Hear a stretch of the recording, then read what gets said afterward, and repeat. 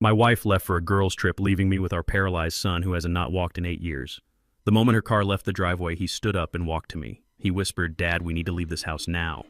I dropped my coffee mug and it shattered on the floor just like the life I thought I knew. I ran to the garage, but we were not fast enough. Before I continue this story, let me know where you are watching from in the comments below. Hit like and subscribe if you have ever had to fight for your life against the people who were supposed to love you.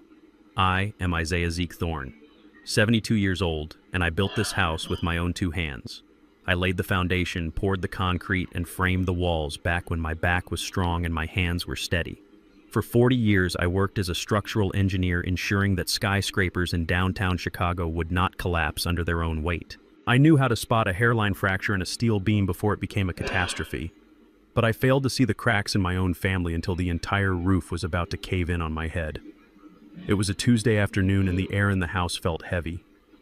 Bernice, my wife of 20 years, was fluttering around the hallway like a nervous hummingbird.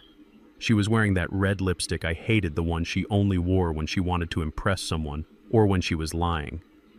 She dragged her Louis Vuitton suitcase to the door, the wheels clicking rhythmically against the hardwood floors I had installed myself.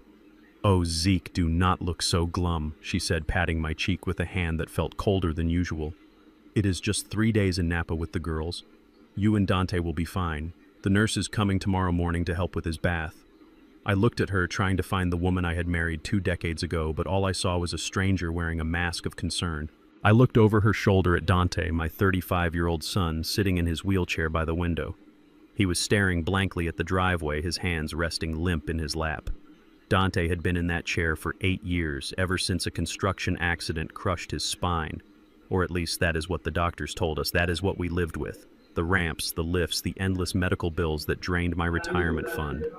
Bernice walked over to Dante and kissed his forehead. "Be a good boy for your father," she said. Her voice had that sickly sweet tone people use for children or pets, not for grown men. She did not wait for a response. She never did. I watched her walk out the door. I watched her get into her white Mercedes. I watched her back out of the driveway without looking back once. I stood there by the window, clutching my mug of black coffee, feeling a strange mixture of relief and loneliness. The house was finally quiet. I turned around to ask Dante if he wanted the TV turned on. Dante was not in his chair. My heart hammered against my ribs. For a split second, my brain could not process what my eyes were seeing.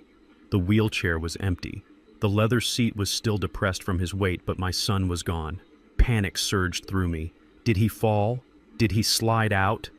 "Dad." The voice came from behind me, strong, clear, authoritative, not the weak mumble I had grown accustomed to over the last decade. I turned around slowly. Dante was standing there. He was standing on his own 2 feet in the middle of the living room. He was not shaking. He was not holding onto furniture for support. He stood 6 feet tall, towering over me just like he did before the accident. His posture was straight. His eyes were sharp, and the blank expression was gone, replaced by a look of intense, terrified urgency. "Lord have mercy, am I dreaming?" I whispered, my hand trembling so hard the coffee sloshed over the rim, burning my knuckles. "We do not have time for shock," Dad, Dante said, stepping closer to me. His stride was confident. He had been walking for a while. He had been hiding it. Why? How? The questions choked me. Dante reached into his pocket and pulled out a small black device. It was a digital recorder. "I have been recovering for 6 months, Dante said, his voice low and fast. "I wanted to surprise you on your birthday." But then I heard them talking. I put a camera under my chair and a recorder in the kitchen vent. "You need to listen to this. Right now." He pressed play. The audio was crisp.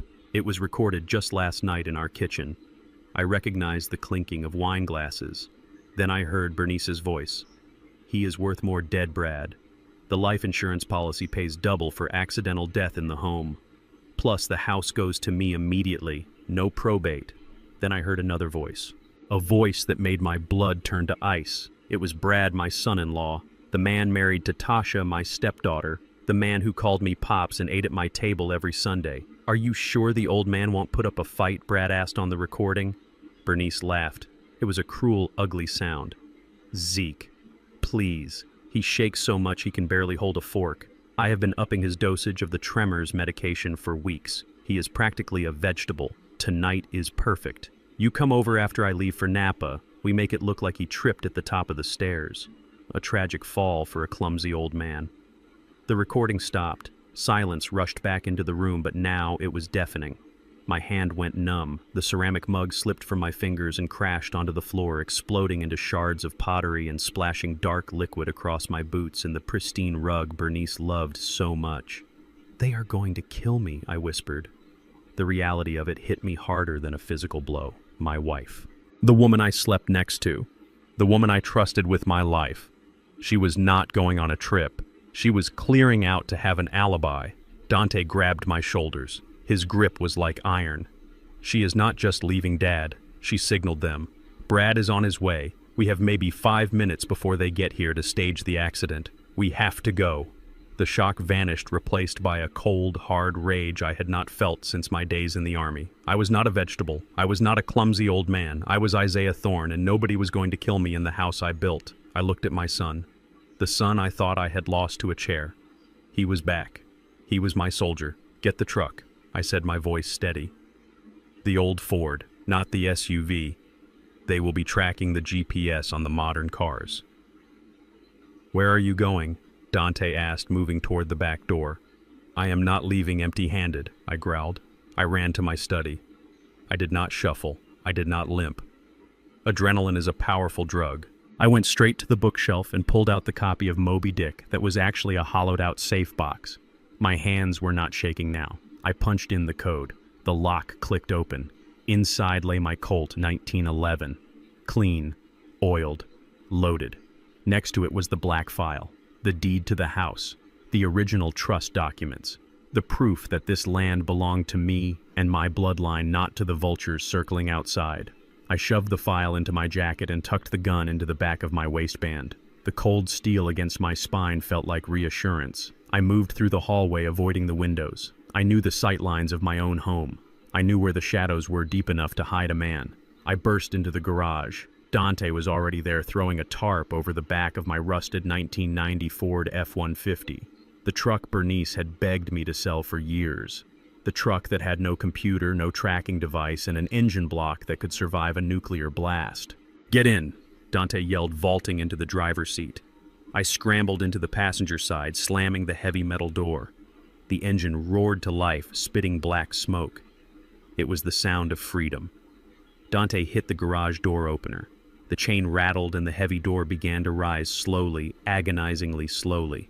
As the sunlight crept across the concrete floor, revealing the driveway, inch by inch, my stomach dropped. "We are too late," I hissed. Blocking the end of our driveway was not Brad's sports car. It was a black matte van with tinted windows, no license plates. The van doors slid open before the vehicle even came to a full stop. 2 men stepped out. They were huge, wearing tactical gear that looked out of place in our quiet suburban neighborhood. They were not here to help an old man down the stairs. They were here to make sure the old man never got up again. "They are the cleaners," Dante said, shifting the truck into reverse. Brad did not come alone. One of the men reached into his jacket. He was not reaching for a wallet. "Gun!" I yelled. Dante slammed his foot on the gas, but we were facing the wrong way. The garage door was still only halfway up. We were trapped in the box I had built to protect my family, and now it was about to become our coffin. "Hang on, Dad!" Dante yelled, his eyes locking onto the rearview mirror. He did not aim for the driveway. He aimed for the back wall of the garage.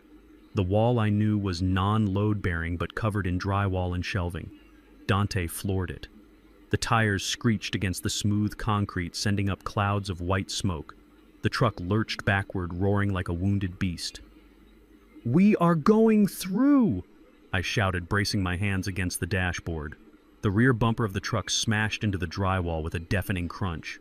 Wood splintered. Tools clattered onto the hood. Dust exploded everywhere, blinding us. But we kept moving. We were breaking out of my own house, destroying the sanctuary to save our lives. As we punched through into the backyard, creating our own exit, I saw the front of the black van smash into the garage door we had just abandoned. "They are inside," Dante screamed, spinning the wheel to navigate across the lawn. "Drive, son," I said, pulling the Colt from my waistband and clicking the safety off. "Just drive." We tore across the manicured grass, leaving deep ruts in the earth I had tended for decades. We were running, but the war had just begun. and they had made one fatal mistake. They thought they were hunting a cripple and a helpless senior citizen. They did not know they had just woken up two sleeping lions. Dust and drywall crumbled over the hood of my Ford F-150 as we tore through the back of the garage. The rear tires spun against the wet grass of the lawn before finding traction. I gripped the steering wheel so hard my knuckles turned white. I was not just driving a truck. I was piloting a tank through a war zone. Behind us, the black van had smashed into the reinforced steel garage door I had installed 10 years ago. I knew the specs of that door. It was rated to withstand hurricane force winds. It would hold them, but not for long. "Turn left at the trellis," Dante shouted, pointing toward the narrow gap in the hedges. I yanked the wheel. The truck groaned but obeyed. This was the escape route I had designed when I built this property back in '92. Bernice always complained about the overgrown hedges on the north side. She called them an eyesore. I called them a blind spot. We crashed through the foliage and dropped 4 feet onto the old service road that ran behind the estate. The suspension bottomed out with a bone-jarring thud, but the axle held. Bernice had begged me to sell this truck every month for the last 5 years. She said it was embarrassing. She said it leaked oil on her precious driveway. She wanted me to buy a Tesla something with autopilot and tracking sensors. Now I knew why. You cannot remotely disable a 1990 Ford engine. You cannot track a vehicle that has no computer. I checked the rearview mirror. No black van yet. We had bought ourselves maybe 3 minutes. My heart was hammering a rhythm against my ribs, but my mind was clear. It was the engineer in me taking over. Assess the load, calculate the stress points, prevent the collapse. I looked over at Dante, my son, the boy I had bathed and fed and carried from bed to chair for 8 years. He was sitting upright, checking the magazine of a Glock he had pulled from the glove box. "Talk to me, Dante," I said, my voice low over the roar of the engine. "You have been walking. How long?" 6 months, he said without looking up. 6 months. The number hit me like a physical blow. 6 months of watching me struggle to lift him into the bath. 6 months of letting me grieve for a life he had already reclaimed. Why, I asked. The hurt was there, but I pushed it down. Survival first, feelings later. "Because of Tasha," he said. His voice was hard, harder than I had ever heard it. "I started regaining sensation in my legs last winter. I was going to tell you on Christmas. I was going to walk into the living room and surprise you. But 2 days before Christmas, I heard Tasha and Brad in the sunroom. I kept my eyes on the road, weaving through the back streets of the industrial district to avoid the traffic cameras on the main highway. What did you hear? They were not just talking about money," Dad Dante said, turning to face me. "They were talking about a conservatorship. They had a lawyer drafted up papers claiming you were mentally incompetent. They wanted to put you in a state facility, the kind of place where people go in and never come out. They needed control of your assets, but they could not do it if I was healthy. If I was the capable heir, I would get power of attorney. So I had to stay crippled. I had to be invisible so they would speak freely around me."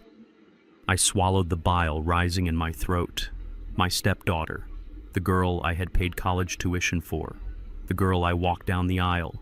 She did not just want my money, she wanted to erase me. "I am sorry I did not tell you," Dante added softly. "I had to gather evidence. I needed enough to bury them before they buried us." The phone in my jacket pocket began to vibrate. It buzzed against my chest like an angry hornet. I pulled it out. The screen flashed the name. Brad. Dante reached for the phone, but I shook my head. "If I do not answer, they know we are running," I said. "If I answer, I can buy us time." I took a deep breath, letting my shoulders slump. I forced my hand to tremble slightly as I swiped the green button. I had to play the part they wrote for me. The confused, scared old man. "Hello?" I said, letting my voice crack. "Brad, is that you?" "Pop, thank God," Brad's voice came through the speakers, smooth and concerned. It was a performance worthy of an Oscar. "The security system at the house just tripped. The company called me. They said there was a breach in the garage. Is everything okay? Are you and Dante safe?" I looked at Dante. He was checking the side mirror, his jaw set tight. "I do not know, Brad," I stammered. There was a loud noise, like a crash. I got scared. "I am hiding in the bathroom with Dante. Please, come help us." I lied with the ease of a man who had nothing left to lose. I needed him to think we were trapped. I needed him to send his goons into the house while we put miles between us and them. "Stay right there," Pop Brad said. His tone shifted slightly eager now. "Do not open the door for anyone but me or the police, okay? I am 5 minutes away. I am coming to save you." He hung up. Save me. He was coming to verify the kill. "He is not 5 minutes away," Dante said. "He is probably sitting in his car 2 streets over waiting for the cleanup crew to call him." I tossed the phone onto the floorboard. "Throw it out the window," Dante ordered. "They can ping the tower location." I rolled down the window and hurled the device into a drainage ditch as we sped past. It was my only link to the world, but it was also a leash. Now we were ghosts. We drove in silence for another 20 minutes. The sun was beginning to set, casting long orange shadows across the road.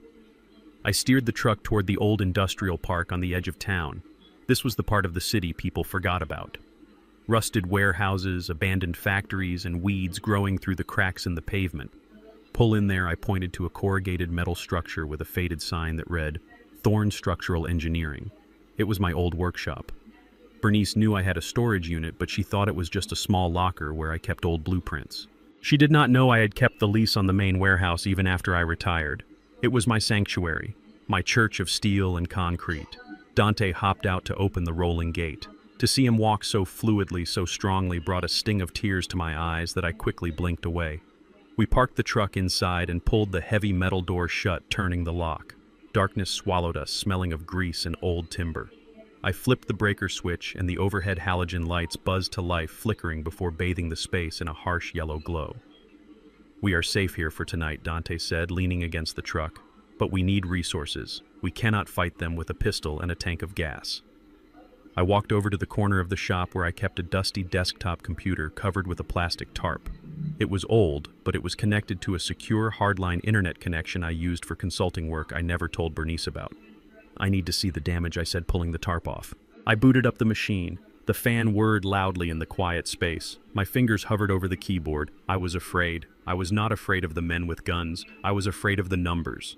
I logged into my primary bank account, the one that held my life savings, the money from the sale of my company, the money meant for Dante's care, the money meant for our golden years. The screen refreshed. I stared at the monitor. I blinked, hoping the pixelation was wrong. Balance $0.00. I checked the savings account. 0. I checked the investment portfolio. Transferred. I checked the emergency fund. Closed. I sat back in the creaky office chair, feeling the blood drain from my face. My hands, which had been steady holding the steering wheel, now began to shake uncontrollably. It was not Parkinson-S. It was rage. Pure, cold rage. "They took it all," I whispered. 40 years of work. 40 years of waking up at 4 in the morning. 40 years of freezing on construction sites in the dead of winter. Gone. Dante walked over and looked at the screen. He placed a hand on my shoulder. "They did not take everything, Dad," he said. I looked up at him. "What is left, son? Look at the screen. It is all gone." Dante reached into his pocket and pulled out the USB drive we had snatched from the house. "They took the numbers," he said. "But they did not take the land. And they did not take us. You built that fortune once. We will take it back. But first we have to survive the night." I looked at the 0 on the screen again. Brad thought this would break me. He thought seeing this would make me curl up and die or turn myself in to the state facility just to get a hot meal. He thought he was dealing with an old man who defined his worth by his bank balance. He was wrong. I stood up, pushing the chair away. I walked over to the workbench and picked up a sledgehammer, feeling the weight of the wood and iron in my hands. Bernice always hated this place because it was dirty, I said, my voice echoing off the metal walls. She wanted to go to Napa. She wanted the high life. Well, she is about to find out that when you strip a man of everything he has to lose, you do not make him poor. You make him dangerous. I turned to Dante. "Open the file cabinet. Get the blueprints for the house. If they want a war, let us show them what happens when you attack the architect." While Dante and I were huddled in the cold, damp darkness of that warehouse, listening to rats scurry across the concrete floor, my son-in-law was popping a cork. I know this because I watched it replay in my mind 1,000 times later, piecing it together from the security footage and the news reports that flooded the city that night. Back at the house that still smelled like the lemon polish Bernice used to mask the scent of her betrayal, Brad and Tasha were sitting on my Italian leather sofa. On the coffee table sat a bottle of Dom Perignon. It was the vintage bottle I had been saving for Dante's wedding day. I had kept it in the back of the cellar, dusting it off once a year, waiting for a miracle that the doctors said would never come. Brad did not care about the sentiment. To him, it was just expensive liquid to wash down the taste of victory. Tasha was probably scrolling through her phone, looking at listings for luxury condos in Miami. She always hated the winter in Chicago. She hated the snow. She hated the way the cold made my joints ache. She wanted palm trees and ocean views, and she was spending my life savings before my body was even cold. They clinked glasses. The crystal chimed a sour note in the silent house. To freedom, Tasha would have said, taking a sip. To getting rid of the dead weight. But the celebration was premature. The phone on the table buzzed. It was not a social call. It was the cleanup crew, the men in the black van. I can imagine Brad's face as he answered. He expects to hear that the accident has been staged. He expects to hear that I am lying at the bottom of the basement stairs with a broken neck and that Dante has been sedated and sent to a facility. Instead, he heard the sound of failure. What do you mean they are gone? Brad's voice must have cracked. He hates it when things do not go according to his spreadsheets. He is a man who thinks he can control the world with a calculator and a smile. The voice on the other end told him about the smashed garage door, the tire tracks leading into the industrial district, the empty wheelchair left behind like a middle finger to their plans. Brad threw the phone across the room. It bounced off the wall, leaving a scuff mark on the wallpaper I had hung myself 20 years ago. The champagne glass followed, shattering against the fireplace.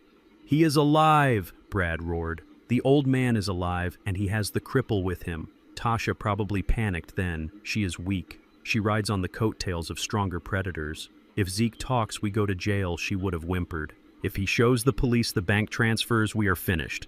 But Brad is a cockroach, and cockroaches are survivors. He paced the room, his mind spinning faster than a slot machine.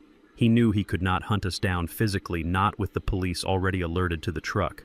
He had to change the battlefield. If he could not kill my body, he had to kill my credibility. He turned to Tasha, his eyes cold and calculating.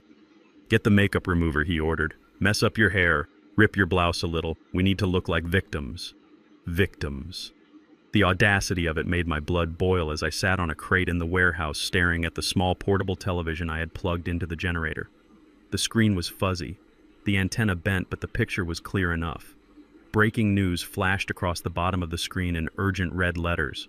I leaned in closer, the stale sandwich I was eating turning to ash in my mouth. The channel cut to a live feed. There, standing in front of my house, surrounded by police lights and yellow tape, was Brad. He was not wearing his arrogant smirk. He was wearing a mask of absolute devastation. He had taken off his tie. His shirt was unbuttoned at the top, looking disheveled. He was holding Tasha, who was sobbing into a tissue, burying her face in his chest so no one could see her dry eyes. A reporter with a microphone thrust it toward Brad's face. "Mr. Thorne, can you tell us what happened inside the residence tonight?" Brad looked directly into the camera. He looked right at me. "It is a tragedy," he said, his voice trembling with practiced emotion. "We came over to check on my father-in-law, Zeke. He has been battling severe dementia for years. We tried to keep it private. We wanted to protect his dignity. But lately the violent outbursts have been getting worse." He paused to wipe a non-existent tear. "Tonight he snapped," Brad continued. "He was delusional. He kept screaming that people were stealing his money. He pulled a gun on my wife, on his own daughter. We tried to calm him down, but he was not Zeke anymore. He was someone else." The reporter gasped. "And your brother-in-law, Dante." Brad's face crumpled. "That is the part that kills me. Dante is paralyzed. Hey. He cannot defend himself. He cannot run. Zeke forced him into the truck at gunpoint. My brother-in-law is a hostage. He has serious medical needs. Without his medication, without his wheelchair, he could die within 24 hours. Tasha let out a loud, dramatic wail for the cameras. "Please, just bring my brother home," she cried. "Dad, if you can hear this, please do not hurt him. We forgive you. We just want Dante back safe." The reporter turned to the camera, her face grave. "You heard it here first, folks. A manhunt is underway for Isaiah Zeke Thorne, a 72-year-old man described as armed, dangerous, and mentally unstable. Authorities believe he has abducted his disabled son. If you see this man, do not approach. Call 911 immediately. I sat back in the darkness listening to the hum of the warehouse lights. My hands were clenched into fists so tight my fingernails dug into my palms. They stole my money.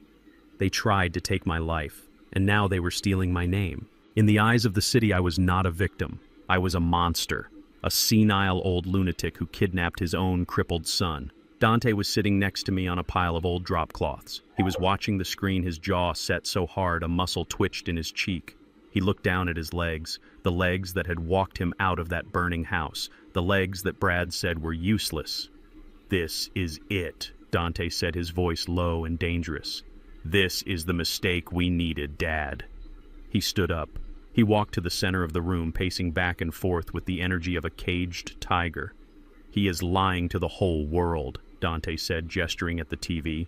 "He says I am a hostage. He says I am a cripple. All I have to do is walk into a police station. Just walk in."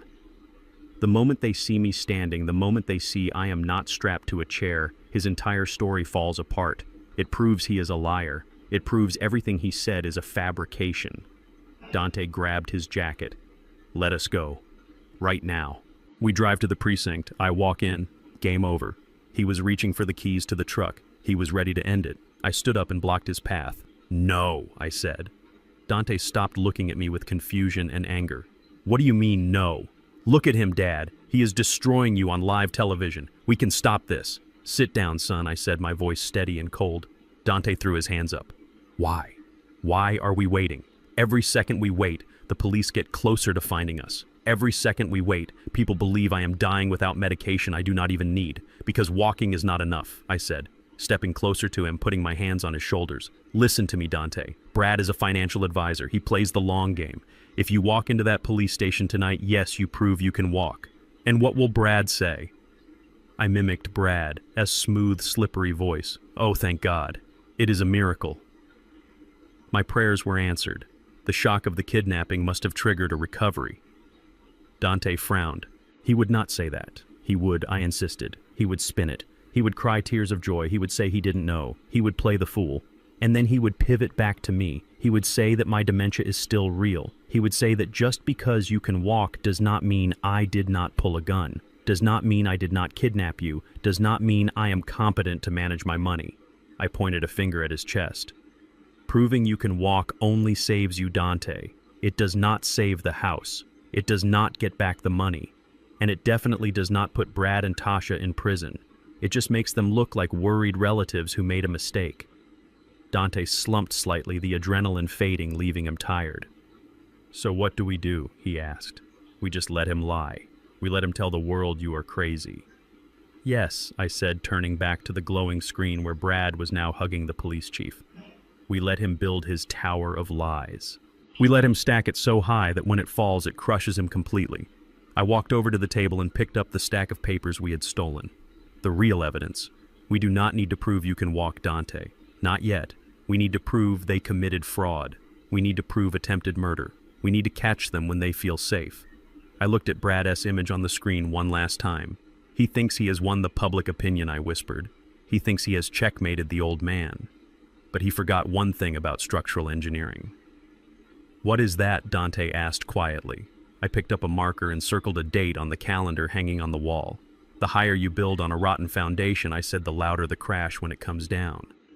Brad just went on TV and committed to a narrative. He locked himself into a story. Now all we have to do is wait for him to make the one move that contradicts it. And he will. Greed always makes people sloppy. He thinks I'm running in the woods. He thinks you are dying in a chair. He is going to try to sell the house tomorrow. He is going to try to liquidate the assets before the courts can freeze them for the investigation. I looked at my son, and for the first time that night I smiled. A cold, grim smile. Let him enjoy his champagne tonight. Tomorrow we remind him that this is not his game.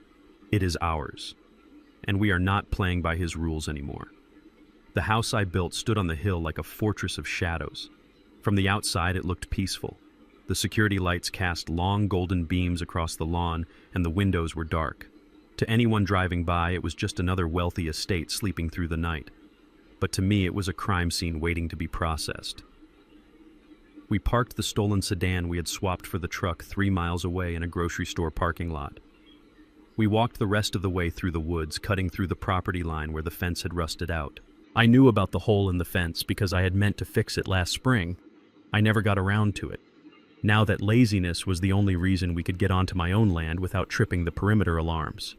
Dante moved ahead of me. Watching him move was like watching a ghost come back to life. For 8 years I had seen him withered in a chair. Now he was crouching low, moving with the silent grace of a hunter. His legs were strong, his balance was perfect. The rage fueled him just as it fueled me. We did not go for the doors. Brad would have changed the codes. We did not go for the windows. Tasha would have armed the glass brake sensors. We went for the roof. I stopped at the base of the old oak tree that grew near the east wing. Bernice had wanted to cut it down 5 years ago. She said the leaves clogged the gutters. I refused. I told her the tree gave the house character. The truth was, I liked the tree because it was the only living thing on the property that I did not pay for. "Give me a boost," Dante whispered. I laced my fingers together and he stepped into my hands, hoisting himself up to the lowest branch. He reached down and pulled me up. My shoulders screamed in protest. I was 72 years old and my joints felt like they were filled with broken glass. But I did not make a sound. I bit my lip until I tasted iron and pulled myself onto the limb. We climbed until we reached the roofline. The shingles were still warm from the day's sun. We crawled on our bellies toward the large industrial exhaust vent near the chimney. When I designed this house 20 years ago, I over-engineered everything. Most residential vents are 12 inches wide. I made mine 24. I wanted maximum airflow. I wanted the house to breathe. I never imagined that one day I would be the one crawling through its lungs. Dante pulled the vent cover loose. I had installed it with a simple latch mechanism, not screws. Another engineer's quirk that saved us time. We slipped inside. The air in the ducts was stale and smelled of dust and the faint metallic tang of copper. It was tight. I had to drag my body forward using my elbows, my knees scraping against the galvanized steel. Every movement sounded like a thunderclap to my ears, but I knew the insulation I had wrapped around these pipes would dampen the sound. We crawled for what felt like an hour. We passed the guest room. Empty. We passed the kitchen. Silent. Then we reached the junction above the master bedroom. A soft light filtered up through the slats of the vent cover. I could hear music. Soft jazz. The kind of music Bernice played when she wanted to feel sophisticated. I crept forward until I could look down through the metal grate. My heart, which had been pounding with fear, suddenly stopped and turned into a stone in my chest. Bernice was not in Napa. She was not on a girls' trip. She was in my bed. She was wearing the silk robe I had bought her for our anniversary. She was holding a glass of red wine, and she was not alone. Lying next to her on the Egyptian cotton sheets I had paid for was a man. He was young, maybe 30. He had the smooth, sculpted look of a personal trainer or a model. He was running his hand through Bernice's hair, and she was laughing. A sound I had not heard in years. A genuine, happy laugh. I watched as she leaned over and kissed him. It was not a peck. It was hungry, passionate. Dante was beside me. I felt his body tense up. He reached for his gun. I put my hand on his wrist and squeezed. Not yet. We were not here for revenge, not the bloody kind. We were here for the safe. The safe was hidden behind the oil painting of the seascape on the far wall. Inside that steel box was the original prenuptial agreement. Bernice thought I had burned it. She thought the copy in the Lawyer S office was the only one, and she had already bribed him to shred it. She did not know I kept the wet ink original. That document stated clearly that in the event of infidelity, she got nothing.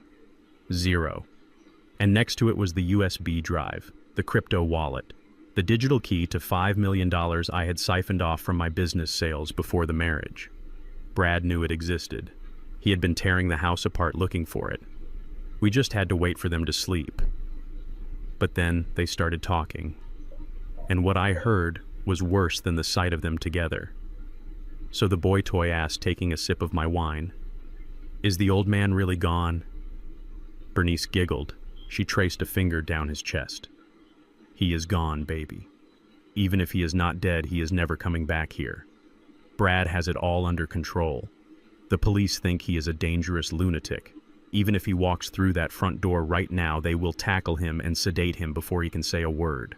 You are bad, the man laughed. I did what I had to do, Bernice said, her voice dropping an octave. Do you know how hard it was living with him? He was so boring, always talking about structures and foundations, always counting pennies. But he was healthy, the man said.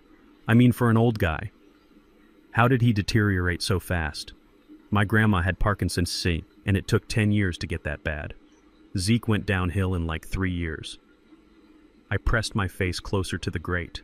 The metal dug into my cheek. This was it. The question I had asked myself 1,000 times. Why were my hands shaking? Why could I not button my own shirt? Why did I drool when I slept? Bernice sat up. She looked at the man with a sly smile. He did not have Parkinson's, you idiot. The man looked confused. But the doctors said. Doctors diagnose what they see. Bernice interrupted. They saw tremors. They saw muscle weakness. They saw confusion. They did not test for heavy metals because who tests a wealthy retired engineer for arsenic? The air in the vent seemed to vanish. I could not breathe. Arsenic. It is tasteless. Bernice continued, proud of herself. It is odorless. I bought it online from a supply company in China. I put a tiny pinch in his special dark roast coffee every single morning, just enough to make the nerves misfire, just enough to make his hands shake so bad he could not sign a check without my help. She laughed again. A cruel, soulless sound. He thanked me for that coffee every day. He called me his angel. He said, Bernice, you make the best coffee in the world. And all the while I was slowly turning off his lights one by one. I closed my eyes. Tears hot and stinging leaked out. Every morning. I saw myself sitting at the kitchen table, my hands trembling so hard the cup rattled against the saucer. I saw Bernice standing there smiling, pouring the steaming black liquid. Here you go, darling, drink up, it will help you wake up. I drank it. I drank my own death. I thanked her for it. I kissed her hand, the same hand that was measuring out poison while I slept. The tremors were not age. The confusion was not dementia. I was not broken. I was being murdered by the woman I shared my bed with. Dante's hand found mine in the dark. He gripped it so hard I thought he might break my fingers. He was shaking too. Not from fear, but from a fury so pure it radiated off him like heat. I opened my eyes. I looked at my son. In the dim light of the vent, I saw a tear track cutting through the dust on his face. We stared at each other. No words were needed.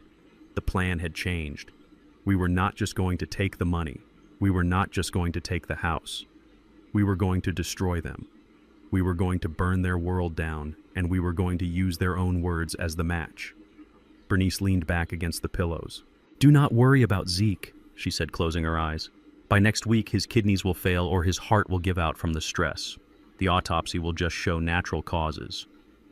And then, baby, this house is ours. All ours. I reached into my pocket and pulled out the tiny spy camera I had brought. I aimed it through the grate. I recorded the lovers. I recorded the confession. I recorded the date and time. The red light on the camera blinked silently in the darkness. Sleep well, Bernice, I thought. Sleep well, because when you wake up, the nightmare begins. We waited. We waited for 2 hours until the wine and the sex and the arrogance lulled them into a deep sleep. When their breathing evened out, I signaled to Dante. He pulled a small screwdriver from his belt. Silently, skillfully, he undid the latch of the vent. We were going in, not as thieves, but as the ghosts they created. And ghosts, as everyone knows, are very hard to kill. The metal grate of the air vent dug into my chest, but I barely felt it. All I could feel was the vibration of my son's body next to me. Dante was shaking. Not from the palsy that had plagued him for years, but from a murderous rage that was threatening to blow our cover. We had just heard Bernice confess to poisoning me. We had heard her laugh about turning a strong man into a trembling invalid with a pinch of arsenic in his morning coffee. Dante's hand moved to his belt. He was reaching for the gun. His breathing was ragged, sharp, jagged gasps that sounded like a saw cutting through bone. He was going to kick the vent cover open. He was going to drop down into that bedroom and put a bullet in the woman who had slowly killed his father and the man who was defiling his bed. I reached out and clamped my hand over his wrist. My grip was iron. The tremors Bernice had induced were gone, replaced by the adrenaline of survival. I squeezed his arm until I felt the bone flex. I looked him in the eye in the dark, dusty tunnel of the ventilation shaft. I shook my head slowly, 1 inch to the left, 1 inch to the right. No. If we killed them now, we would be the monsters they painted us to be. We would be the violent lunatics Brad described on the news. We would spend the rest of our lives in a cage. I did not want them dead. I wanted them destroyed. I wanted them to live long enough to see everything they stole stripped away piece by piece. Dante stared at me. His eyes were wild, but slowly the soldier in him took over. He nodded.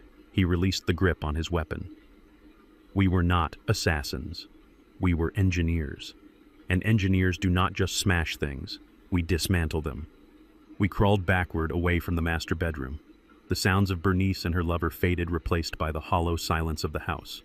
We navigated the maze of ducts until we were positioned over the study, my study, the room where I had designed skyscrapers. The room where I had taught Dante to play chess.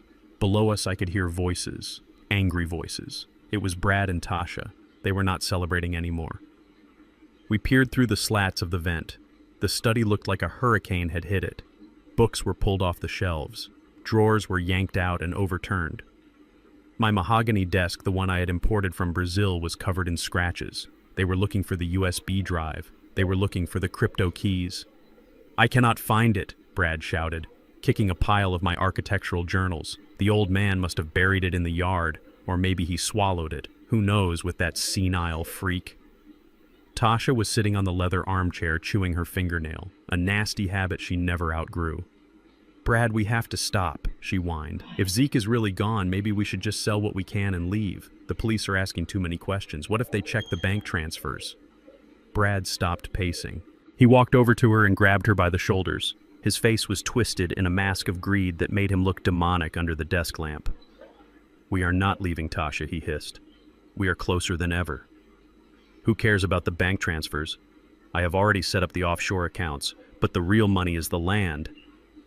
He walked to the window, looking out at the sprawling lawn I had manicured for decades. "I got the call from the developers today," Brad said, his voice dropping to a chilling calm. "They are offering $3 million for the lot alone. They do not want the house." Tasha blinked. "They do not want the house. But Dad built this house. It is iconic." Brad laughed, a dry, humorless sound. "It is a tear-down, Tasha. Tomorrow morning at 9 a.m., I am signing the contract. By next week, the bulldozers will be here. They are going to flatten this place. They are going to crush every brick, every beam, every memory of that old man into dust. Then they are going to build luxury condos." I felt a coldness settle in my gut that had nothing to do with the temperature. They were going to bulldoze it. This house was not just wood and stone. It was the physical manifestation of my life's work. I had laid the foundation with my own hands. I had framed the walls when Dante was just a baby sleeping in a playpen on the subfloor. I had carved my late wife's initials into the main beam in the attic. And Brad was going to wipe it off the face of the earth like it was nothing more than an anthill. Brad turned back to Tasha. "The old man, dead or alive, does not matter. Once the ink is dry on that contract, the house is gone. And if Zeke shows up, then well, he will just be a trespasser on a construction site. Accidents happen on construction sites all the time." He grabbed a bottle of scotch from my shelf, poured a drink, and downed it in one gulp. "Go to sleep, Tasha. Big day tomorrow. We are selling the kingdom." They left the room, switching off the lights, leaving the study in darkness. I waited 5 full minutes. I counted every second in my head. Then I signaled to Dante. We popped the vent cover. I lowered myself down first, hanging by my fingertips, before dropping silently onto the carpet. My knees protested, but I ignored the pain. Dante followed, landing with the soft thud of a cat. We were in. I went straight to the large oil painting of the Chicago skyline hanging behind my desk. Brad had torn the room apart, but he lacked imagination. He looked in drawers and boxes. He never looked at the art. I reached behind the frame and found the small hidden catch. The painting swung forward on a hinge, revealing the wall safe. Brad had tried to drill it. I could see the scratch marks on the dial. But this was a custom job, titanium plate. You could not drill it. You needed the combination. And the combination was the date I laid the first brick of this house, a date only I knew. I spun the dial. Left, left, click. The heavy door swung open. I reached in and my hand closed around the cool metal of the USB drive. It was there. The $5 million in cryptocurrency. The war chest we needed. Next to it was the black file folder containing the original deed and the irrevocable trust documents. I shoved them into my jacket pocket. "We got it," Dante whispered. "Let us go." I looked at the door, then I looked at the room. My sanctuary violated by greed. "Not yet," I said. I reached into the cargo pocket of my work pants. I pulled out a small plastic case. Inside were 5 tiny black objects. They looked like buttons. Spy cameras, high definition, wireless, with sensitive microphones. "Why?" Dante asked, checking the hallway. "We have what we came for." "Because I want to see his face," I whispered. "I want to see his face when the police put the cuffs on him. And I want the world to hear what he said about killing me." I worked fast. My hands were steady now, precision tools once again. I placed the first camera inside the ornate chandelier above the desk. It had a perfect view of the entire room. I placed the second one inside the hollowed-out spine of a law book on the shelf facing the door. I moved to the power outlet near the floor. I unscrewed the faceplate and tucked a listening device inside, wiring it directly to the house's power so it would never run out of battery. I placed 2 more in the hallway, hidden in the smoke detectors. I was not just bugging a room, I was setting a stage. Tomorrow, when Brad signed that contract, he would be the star of his own reality show. A show that would end with a prison sentence. "Done," I said, snapping the last faceplate back on. We moved to the window. It was easier to go out the ground floor than to climb back into the roof. I disabled the alarm sensor on the sash using a magnet, a trick I learned from a locksmith years ago. We slipped out into the cool night air. The grass was wet with dew, soaking my boots. We stayed low, hugging the shadows of the hedges, moving toward the breach in the fence where we had entered. We were 50 yards from the property line when the world exploded in blue and red light. A police cruiser was rolling slowly down the street, its spotlight sweeping the trees. It was not looking for speeders. It was looking for a fugitive. "Get down," Dante hissed, tackling me into the dirt behind a row of garbage cans. The cruiser stopped. The spotlight beam cut through the darkness, missing us by inches. I could hear the radio chatter. Suspicious vehicle reported near the north perimeter, checking it out. They were looking for our rental car. They had found it. We were cut off. "We cannot make it to the woods," Dante whispered. "They will see us crossing the open field." I looked around. We were trapped in the service alley behind the neighbor's house. There was nowhere to hide, except one place. The large industrial dumpster behind the neighbor's renovation project. It was overflowing with trash-rotting drywall and bags of household waste. "In there," I said, pointing. Dante looked at me with disgust. "Dad, seriously. Live in trash or die in cuffs," I said. "Your choice." We scrambled up the side of the dumpster and dropped in. The smell hit me like a physical punch. Rotting food, dirty diapers, stagnant water. I sank down into a pile of wet insulation, pulling a black garbage bag over my head. Dante crouched next to me, pulling a piece of plywood over himself. We lay there in the filth, in the absolute darkness, breathing through our mouths to keep from retching. The police cruiser rolled closer. I could hear the gravel crunching under its tires. The spotlight swept over the dumpster. I saw the beam of light cut through the cracks in the metal container, illuminating the dust motes dancing in the foul air. I held my breath. My heart was hammering against my ribs so hard I was sure the cop could hear it. I was Isaiah Thorne. I was a structural engineer. I was a millionaire. I had built a legacy. And now I was lying in a dumpster covered in slime, hiding from the very system I had paid taxes to support for 50 years. But as I lay there smelling the stench of decay, I felt a strange sense of clarity. Let them think I am trash. Let them think I am discarded, because tomorrow the trash was going to rise up, and it was going to burn their whole world down. We lay there for 2 hours, 120 minutes of silence and stench, waiting for the enemy to blink. And in the dark, I began to formulate the next step of the plan, the step that would turn their victory party into a funeral. The smell of Marcus Vance's office was a combination of stale cigar smoke, cheap bourbon, and old paper. It was located above the laundromat on the south side of the city, A place where the neon sign buzzed incessantly and the sirens never seemed to stop wailing. To most people, it looked like a hole in the wall. To me, it looked like a bunker. We had made it there just before dawn, moving through back alleys and avoiding the main roads. Dante was sitting in the corner on a cracked leather chair, his face smeared with grime from the dumpster, but his eyes bright and alert. I sat across from Marcus, watching him scroll through the data on the USB drive we had stolen from the safe. The only light in the room came from the glow of the computer monitor illuminating the deep lines on Marcus' face. He was an old friend from the Union days back when legal battles were fought with baseball bats as often as with briefcases. He took a long drag from his cigarette and exhaled a cloud of blue smoke. "They cleaned you out, Zeke," Marcus said, his voice gravelly and low. "It is worse than I thought. Worse than I—" The crypto accounts, the retirement funds, the savings. Brad moved it all into offshore shells in the Cayman Islands 3 days ago.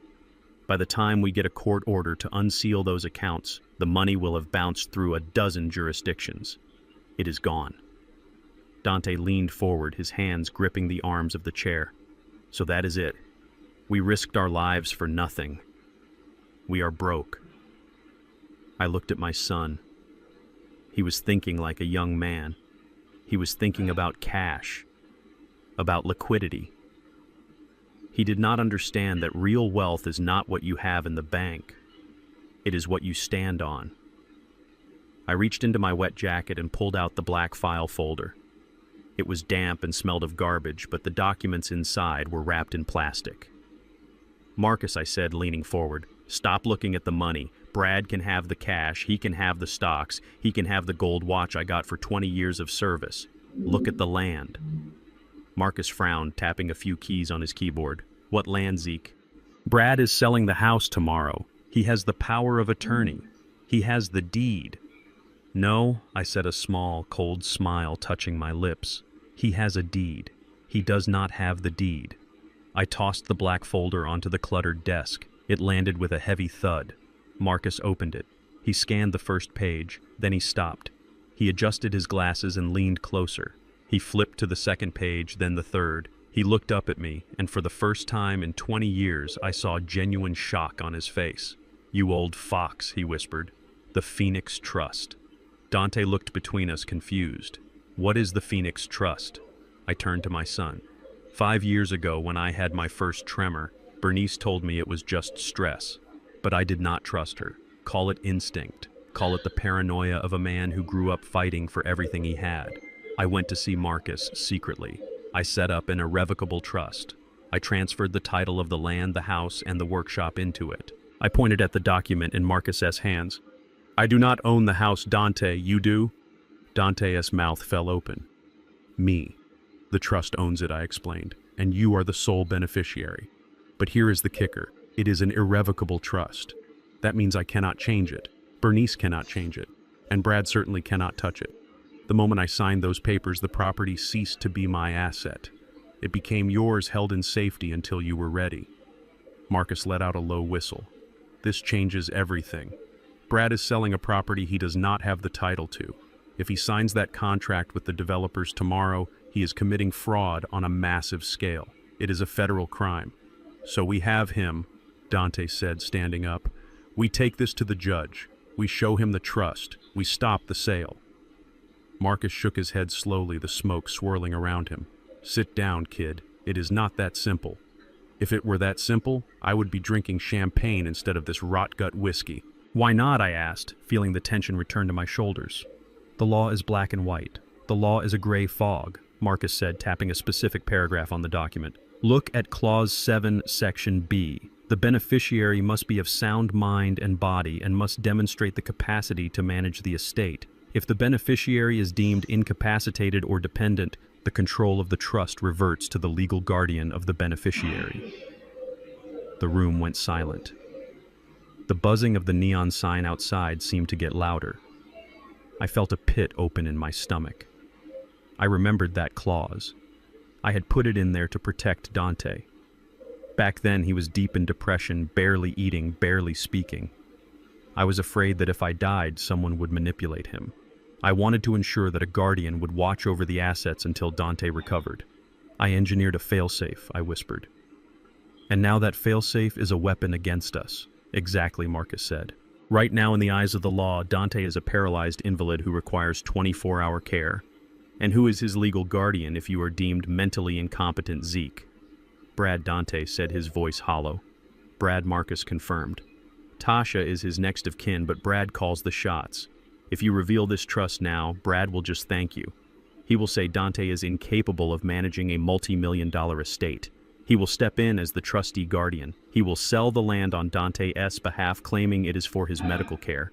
He will take the money, and he will legally be allowed to do it. So we are trapped, I said, slamming my hand on the desk. Even if Dante walks into court, Brad will argue it is a temporary recovery, or he will argue that physical recovery does not mean mental competency. He has already painted us as unstable. Marcus nodded, rubbing his temples. Brad has played a very good game. He has created a narrative where you are crazy and your son is helpless. To break that narrative, we cannot just show a piece of paper. We need proof. Unquestionable, undeniable proof. Dante looked at his legs. I can walk. I can run. I am strong. It is not about muscles, Kid Marcus said. It is about the mind. To activate the trust and take control away from Brad, you need a certificate of competency. You need a medical evaluation from a board-certified neurologist and a psychiatrist stating that you are fully capable of managing your own affairs. Great, Dante said, reaching for his jacket. Send me to a doctor. I will pass any tests they give me. Which doctor? Marcus asked with a cynical smirk. Dr. Steinberg, the one who diagnosed your father with dementia. Or maybe Dr. Phillips at the city hospital who plays golf with Brad every Sunday. Brad knows every specialist in this town. If we walk into a hospital the moment you give your name, the system alerts him. Before you even finish the intake form, the police will be there to drag you back to the house. I stood up and walked to the window, peering through the blinds at the rain-slicked street below. I felt the weight of the city pressing down on me. The system was designed to protect people like Brad, people with connections, people with money, people who looked the part. It was not designed for an old black man and his disabled son. We cannot use the system, I said, turning back to them. The system is compromised.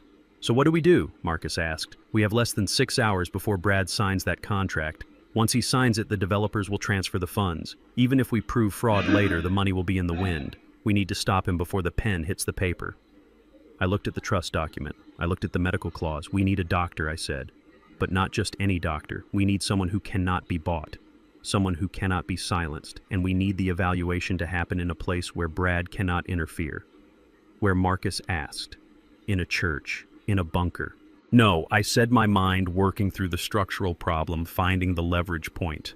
Publicly. I looked at Dante. Brad said you were dying. He said you needed medication to survive the night. He staked his entire reputation on the fact that without him you are helpless. I am not helpless, Dante said, his jaw set. Then we need to show the world, I said. Not tell them. Show them. We need a medical evaluation that happens in real time in front of witnesses, in front of cameras. We need to force Brad into a corner where he cannot lie because the truth is staring him in the face. Marcus leaned back in his chair, a slow grin spreading across his face. You are talking about a spectacle, Zeke. I am talking about a stress test, I corrected. When you want to prove a bridge can hold weight, you do not write a report. You drive a tank over it. I grabbed a piece of paper and a pen. Marcus, find us a doctor. I do not care if he has lost his license. I do not care if he works out of a van. I just need someone who has a stamp and a grudge against the establishment. Marcus chuckled. I know a guy. Dr. Aris. He was the chief of neurology until he blew the whistle on a pharmaceutical company and got blacklisted. He drives a cab now. He hates the system more than you do. Call him, I ordered. Tell him to meet us. Where? Dante asked. I looked at the clock on the wall. It was 5 a.m. The sun would be up soon. The city was waking up. There is only one place where Brad will feel safe, I said. One place where he thinks he is the king. The signing ceremony, Dante realized. Exactly, I said. He is holding a press conference at the house at 9 a.m. to announce the sale. He wants to show off. He wants the developers to see him as a big shot. He invited the press. I picked up the black file folder and tucked it back into my jacket. We are going to crash the party. But we are not going in through the back door this time. We are walking in through the front. And we are bringing the doctor with us. But first, I said, looking at Dante's dirty clothes and my own grime-streaked face, we need to look the part. If we walk in looking like fugitives, they will treat us like fugitives. If we walk in looking like owners, they will hesitate. And that hesitation is all the time we need. Dante stood up straighter. He brushed the dust off his jacket. "Let us go get my inheritance, Dad." I nodded. The fear was gone. The exhaustion was gone. All that was left was the cold, hard geometry of the plan. Brad had built a house of cards. We were about to open the window. The sun had not even fully risen over the horizon, but the circus was already in town. From the cracked window of the taxi Dr. Aris was driving, I watched the scene unfold on the live stream playing on my phone. It was happening right there on my front lawn. The lawn I had mowed every Saturday for 20 years. The lawn where I had taught Dante to throw a baseball before the world took his legs. Now it was a stage for the greatest performance of Brad's life. He had organized a prayer vigil, that is what the banner said. Pray for Zeke and Dante. It was strung up between two oak trees, the letters painted in somber black. But it was not a vigil. It was a press conference disguised as a church service. There were candles flickering in the morning light which looked ridiculous. There were neighbors, people I had known for decades, standing around looking somber. And in the center of it all was Brad wearing a black suit that cost more than my first car, holding a microphone like he was a preacher at a revival. "We are broken," Brad said to the crowd, his voice cracking perfectly on cue. "We are a family torn apart by mental illness. My father-in-law, Zeke Thorne, is a good man, or at least he was. But the man roaming these streets today is not Zeke. He is a shell, a dangerous, confused shell who has taken my disabled brother-in-law hostage." I watched Dante sitting next to me in the back seat of the cab. He was watching the same stream. His fists were clenched so tight his knuckles were white. "He is terrified," Dante whispered. "Look at his eyes, Dad. He keeps looking at the driveway. He is not praying.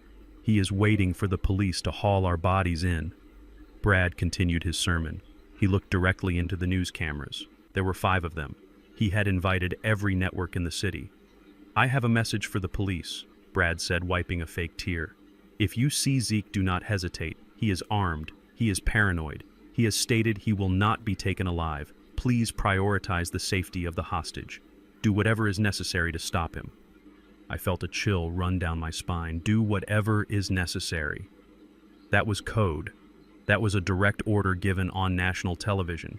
He was giving the police permission to shoot a 72-year-old black man on sight. He was painting a target on my chest and calling it compassion. Bernice was standing next to him. She was wearing a black dress and a veil. A veil. As if I were already dead. She was leaning on Brad for support, trembling. The audience saw a grieving wife. I saw a woman terrified that her check was about to bounce. I looked at the burner phone in my hand. It was a cheap prepaid model Marcus had bought at a gas station. It was untraceable. "It is time," I said to Marcus, who was sitting in the front passenger seat. Marcus nodded. He handed me the memory card reader. I did not send the video to the network broadcasting Brad's speech. That would be too easy. They were Brad's friends. They would bury it. I chose Channel 8, the rival station, the one that hated Brad's firm because he refused to buy ad space with them. They were hungry. They were vicious. And they were live on the scene too, standing at the back of the crowd. I attached the file. It was a short clip, just 30 seconds. It was from the night before. The footage from the camera I had hidden in the chandelier. It showed Bernice sitting on the sofa holding a glass of wine. Brad was pacing. "I hope the old fool freezes out there," Bernice's voice rang out clear and sharp on the video. "It would save us the cost of a nursing home. Maybe he will do us a favor and fall into a ravine." And then Brad's voice. "Forget him. Once I sign the papers tomorrow, the bulldozers will bury any evidence he ever lived here." I hit send. We sat in the taxi parked 3 blocks away and waited. It takes time for a bomb to detonate. First there is the silence, then the spark, then the fire. On the screen I saw a producer from Channel 8 touch her earpiece. Her eyes went wide. She looked down at her tablet. Then she signaled to her reporter. The reporter, a young woman with sharp eyes, pushed her way to the front of the crowd. She did not wait for the prayer to finish. "Mr. Thorne, Mrs. Thorne," she shouted, her voice cutting through Brad's monologue. "We have just received a video sent anonymously to our newsroom. It appears to be dated from last night inside your home." Brad froze. The mask slipped for a fraction of a second. I saw the panic. The real panic. In this video, the reporter continued holding up her tablet for the other cameras to see Mrs. Thorne is heard wishing death upon her husband. and you, Mr. Thorne, are heard discussing destroying evidence. Care to comment? A murmur rippled through the crowd. The neighbors stopped praying. The other reporters smelled blood. They swarmed forward, microphones thrust out like spears. Bernice looked like she was going to faint, and this time it was not an act. She grabbed Brad's arm, digging her nails into his suit jacket. Brad snatched the microphone back. His face was red, not with grief, but with fury.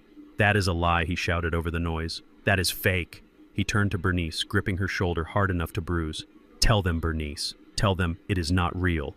Bernice stepped up to the mic. She was shaking. She looked into the camera, and I saw the terror in her eyes. She was not afraid of me. She was afraid of the man standing next to her. "It is AI," she stammered. Her voice was thin, reedy. "It is a deep fake. Someone is using technology to hurt us. My husband and I never said those things. We love Zeke. We are victims of cyber terrorism." Brad jumped back in, seizing the narrative. "You see," he bellowed, pointing a finger at the camera. "This is exactly what I mean. Zeke was an engineer. He knows computers. He has access to technology. He is taunting us. He is using deepfake software to frame us while he drags my crippled brother-in-law through the woods. This is sick. This is proof of his insanity." I watched as the crowd swayed. They were confused. Deepfakes were scary. They were plausible. Brad was good. He was very good. He had taken a smoking gun and turned it into a water pistol. The reporters lowered their microphones slightly. They were unsure. Dante hit the back of the seat. He spun it. He hissed. He spun it right back around. Now he looks like the victim of a tech-savvy madman. I sat back in the seat watching the screen. I was not angry. I was impressed. A structural engineer appreciates a good support system even if it is built on lies. Brad had braced the collapse, but he had made a mistake. He claimed I was in the woods. He claimed I was using a computer to make fake videos from a hideout. He claimed I was a ghost haunting him from the shadows. "He is doubling down," I said quietly. "He is committing to the lie that I am far away, that I am hiding." Dr. Eris turned around from the driver's seat. He had a grim smile on his face. "So when do we show them you are not a ghost, Zeke?" I looked at the time on the dashboard. It was 8:45. The signing with the developers was scheduled for 9 inside the house. "Now," I said. Marcus handed me a clean pressed suit he had picked up from a thrift store. It was not my style. It was a little tight in the shoulders, but it was clean. Dante pulled a tie out of his pocket. "Brad wants a show," I said, buttoning the shirt. "He wants a villain. He wants a spectacle." I looked at the live feed one last time. Brad was ushering the press away, guiding the developers toward the front door. He looked relieved. He thought he had survived the leak. He thought the deepfake excuse had bought him immunity. "He is walking into the house," I said. "He is going to the study. He is going to sign the contract. Drive Eris," I ordered. The taxi engine roared to life. "We are not going to the woods," I said, my eyes fixed on the house on the hill. "We are going to the front door, and we are not using deepfakes. We are using the cold, hard truth of flesh and bone." Brad wants to talk about mental competence. Fine. Let us introduce him to Dr. Eris. Let us introduce him to the son he thinks is a cripple. And let us see if he can spin his way out of a room when the walls start closing in for real. The taxi peeled out of the alley. We were 5 minutes away. The final act was about to begin. And I promised myself one thing. When I walked through those doors, I would not be the victim. I would be the judgment. The taxi smelled of stale coffee and anticipation as we sped toward the estate. My heart was beating a slow, steady rhythm against my ribs. It was not the erratic fluttering of fear anymore. It was the heavy war drum of a man who knows he is about to fire the final shot. Dante sat next to me, checking the magazine of his pistol one last time before tucking it away. We were not going to use bullets today. We had something much more lethal. My burner phone buzzed in my hand. It was a notification from my cloud account, the account linked to the old cell phone number I had abandoned in the drainage ditch the night before. "You have one new voicemail," the automated voice said. I looked at the screen. The call had come in 10 minutes ago.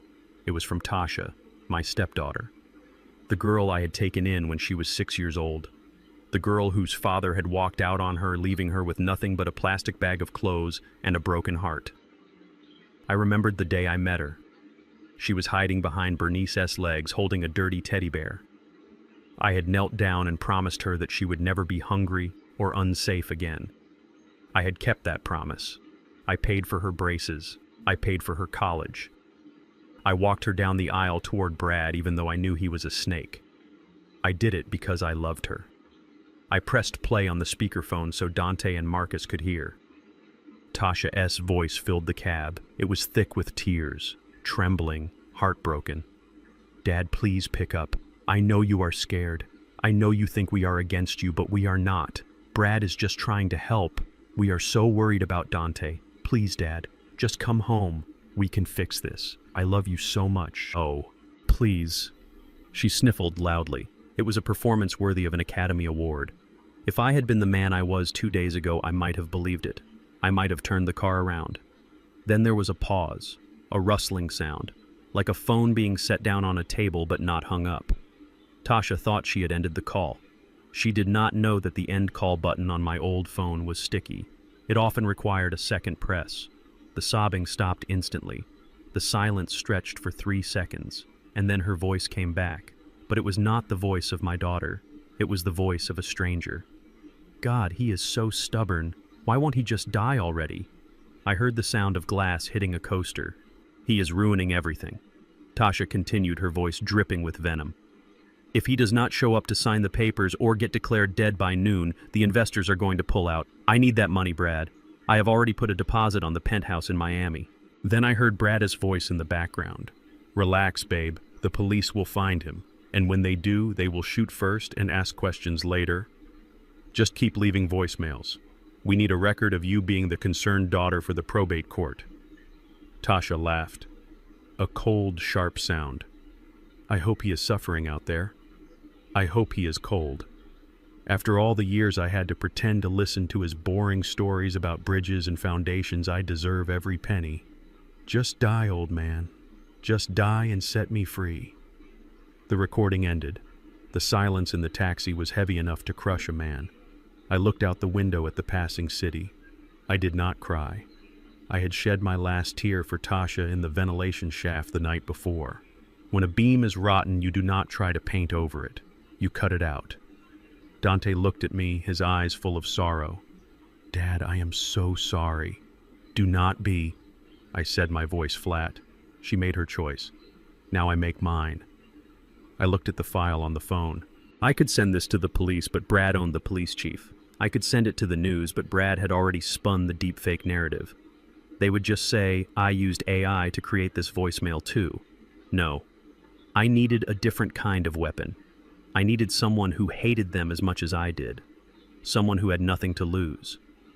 I thought about Michael. Tasha's ex-husband, a good man, a mechanic who worked hard and loved his 2 children. Tasha had divorced him 3 years ago when she met Brad. With Brad's money and connections, they had destroyed Michael in court. They painted him as unfit. They took full custody of my grandchildren and limited Michael to supervised visits once a month. I knew it killed him. I knew he was fighting a losing battle to see his kids. And I knew he was currently in a legal hearing trying to get an emergency custody order because of the manhunt news. I scrolled through my contacts. Michael Mechanic. I attached the audio file. I added a short text message. She is not grieving Michael. She is celebrating. And she is in the house right now drinking champagne while your kids are upstairs with a nanny. Go get your children. I hit send. I tapped the screen on the tablet Marcus was holding. I pulled up the live feed from the camera I had installed in the chandelier the night before.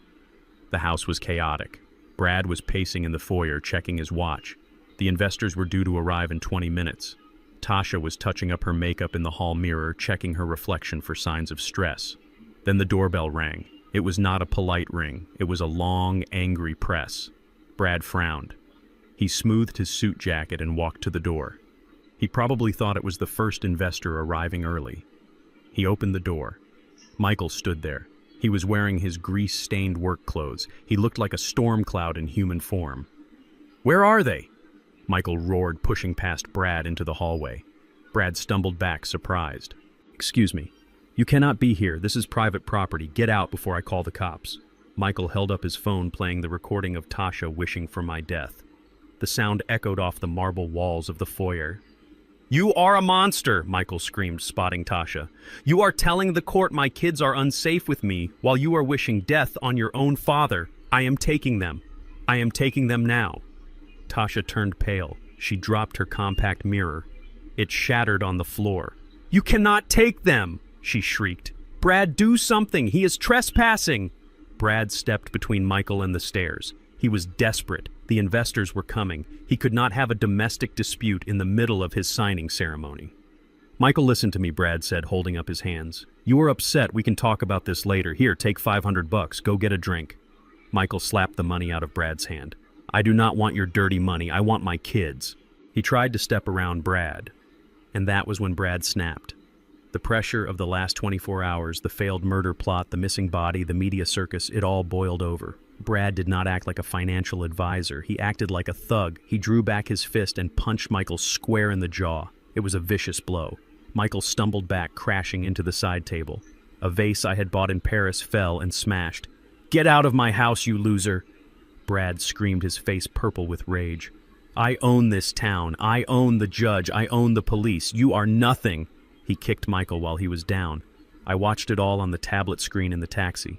The camera in the chandelier captured every frame in high definition. The assault, the threat, the confession of corruption, and Tasha. Instead of helping her ex-husband, she started screaming at Brad. "You idiot," she yelled. "The investors will see the bruise. Why did you hit him? You are ruining everything." "I did this for you," Brad shouted back, turning on her. "You are the one who left the voicemail. You are the one who could not hang up a phone properly.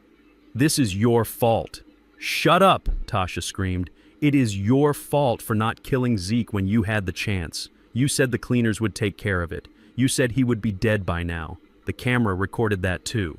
Michael scrambled to his feet, blood trickling from his lip. He looked at them both with pure disgust. He did not fight back. He did not need to. He saw the madness in their eyes. He backed out the door, pointing a shaking finger at them. "I am calling the police," he said. "And this time, Brad, they are not going to work for you." Michael ran down the driveway. Inside the house, the alliance was fracturing. Brad was hyperventilating, pacing in circles. Tasha was crying, rubbing her temples.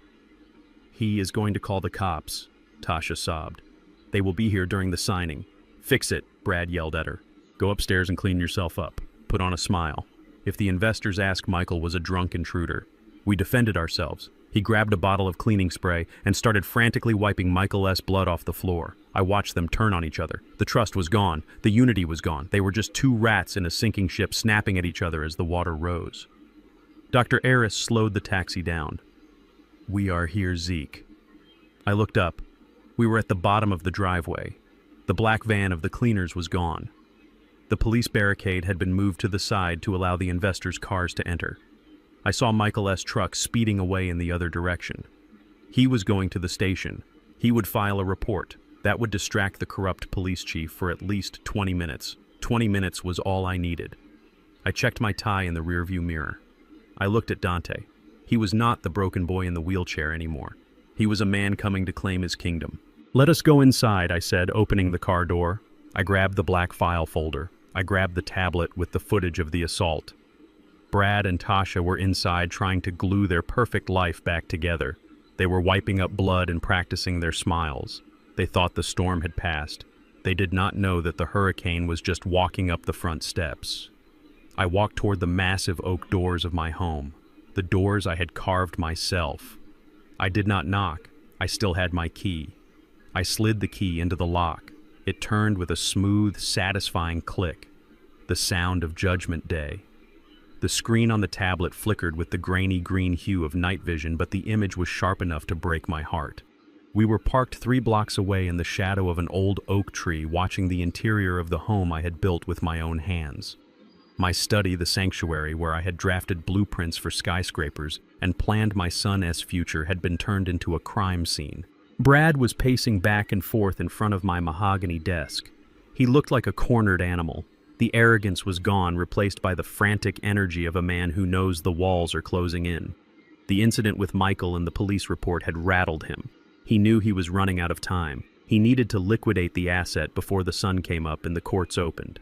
Sitting in my leather chair was a man I did not recognize. He was thin, with pale skin and long fingers that moved with the precision of a surgeon. He had a magnifying glass in one eye and an array of fountain pens spread out on the blotter. This was the forger. Tasha was standing by the window, peering through the curtains as if she expected the FBI to rappel down the chimney. She held a glass of scotch, my scotch, in a hand that trembled slightly. "Are you sure about this, Brad?" she asked, her voice tinny through the microphone I had hidden in the power outlet. "If the bank verifies the signature and it does not match, we go to prison for 20 years. This is federal fraud." Brad stopped pacing and slammed his hands down on the desk. "The bank is not going to verify it, Tasha, because we are not using a bank." He gestured to the open laptop on the desk. "I found a buyer, a private equity group out of Russia. They do not care about title insurance. They do not care about probate court. They have $50 million of dirty cash they need to wash, and real estate is the best laundry machine in the world. They are buying the property for cash at 60 cents on the dollar." Tasha gasped. 60 cents. "That is robbery. The house is worth double that. It is worth zero if Zeke shows up," Brad snapped. "It is worth zero if the police freeze the assets. These Russians will wire the money the second I hand them the deed with the old man's signature on it. They get a cheap asset, we get $3 million in an offshore account, and we disappear to Brazil before anyone realizes what happened." I watched from the darkness of the car, feeling a cold knot of rage tighten in my stomach. They were not just stealing my home, they were selling it to criminals. They were laundering money through the legacy I intended to leave for my son. The man in the chair cleared his throat. It was a dry, dusty sound. "I need silence," he said. His voice was soft but commanding. Brad shut his mouth instantly. The forger picked up a piece of paper. It was a letter I had written to Tasha for her graduation 10 years ago. Brad must have dug it out of her keepsake box. The man studied my handwriting. He studied the loop of the Z in Zeke. He studied the heavy pressure I put on the downstroke of the T in Thorn. He dipped a vintage fountain pen into a bottle of black ink. "You said he had a tremor," the forger asked, not looking up. Brad shook his head. "No.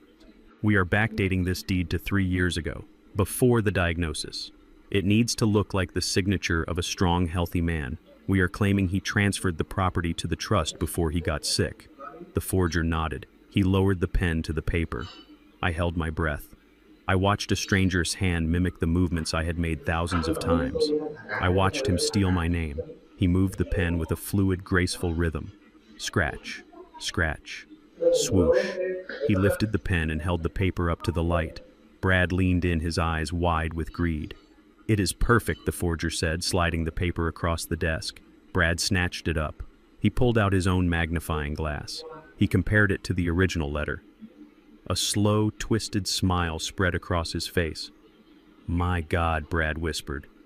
"It is better than the real thing. It even has the hesitation on the R that he always does." That hesitation was because I broke my wrist on a construction site in 1985. It was a scar in my handwriting, a memory of pain and hard work, and this criminal had copied it like it was a parlor trick. "Sign the deed," Brad ordered, pushing the official document forward. The forger signed.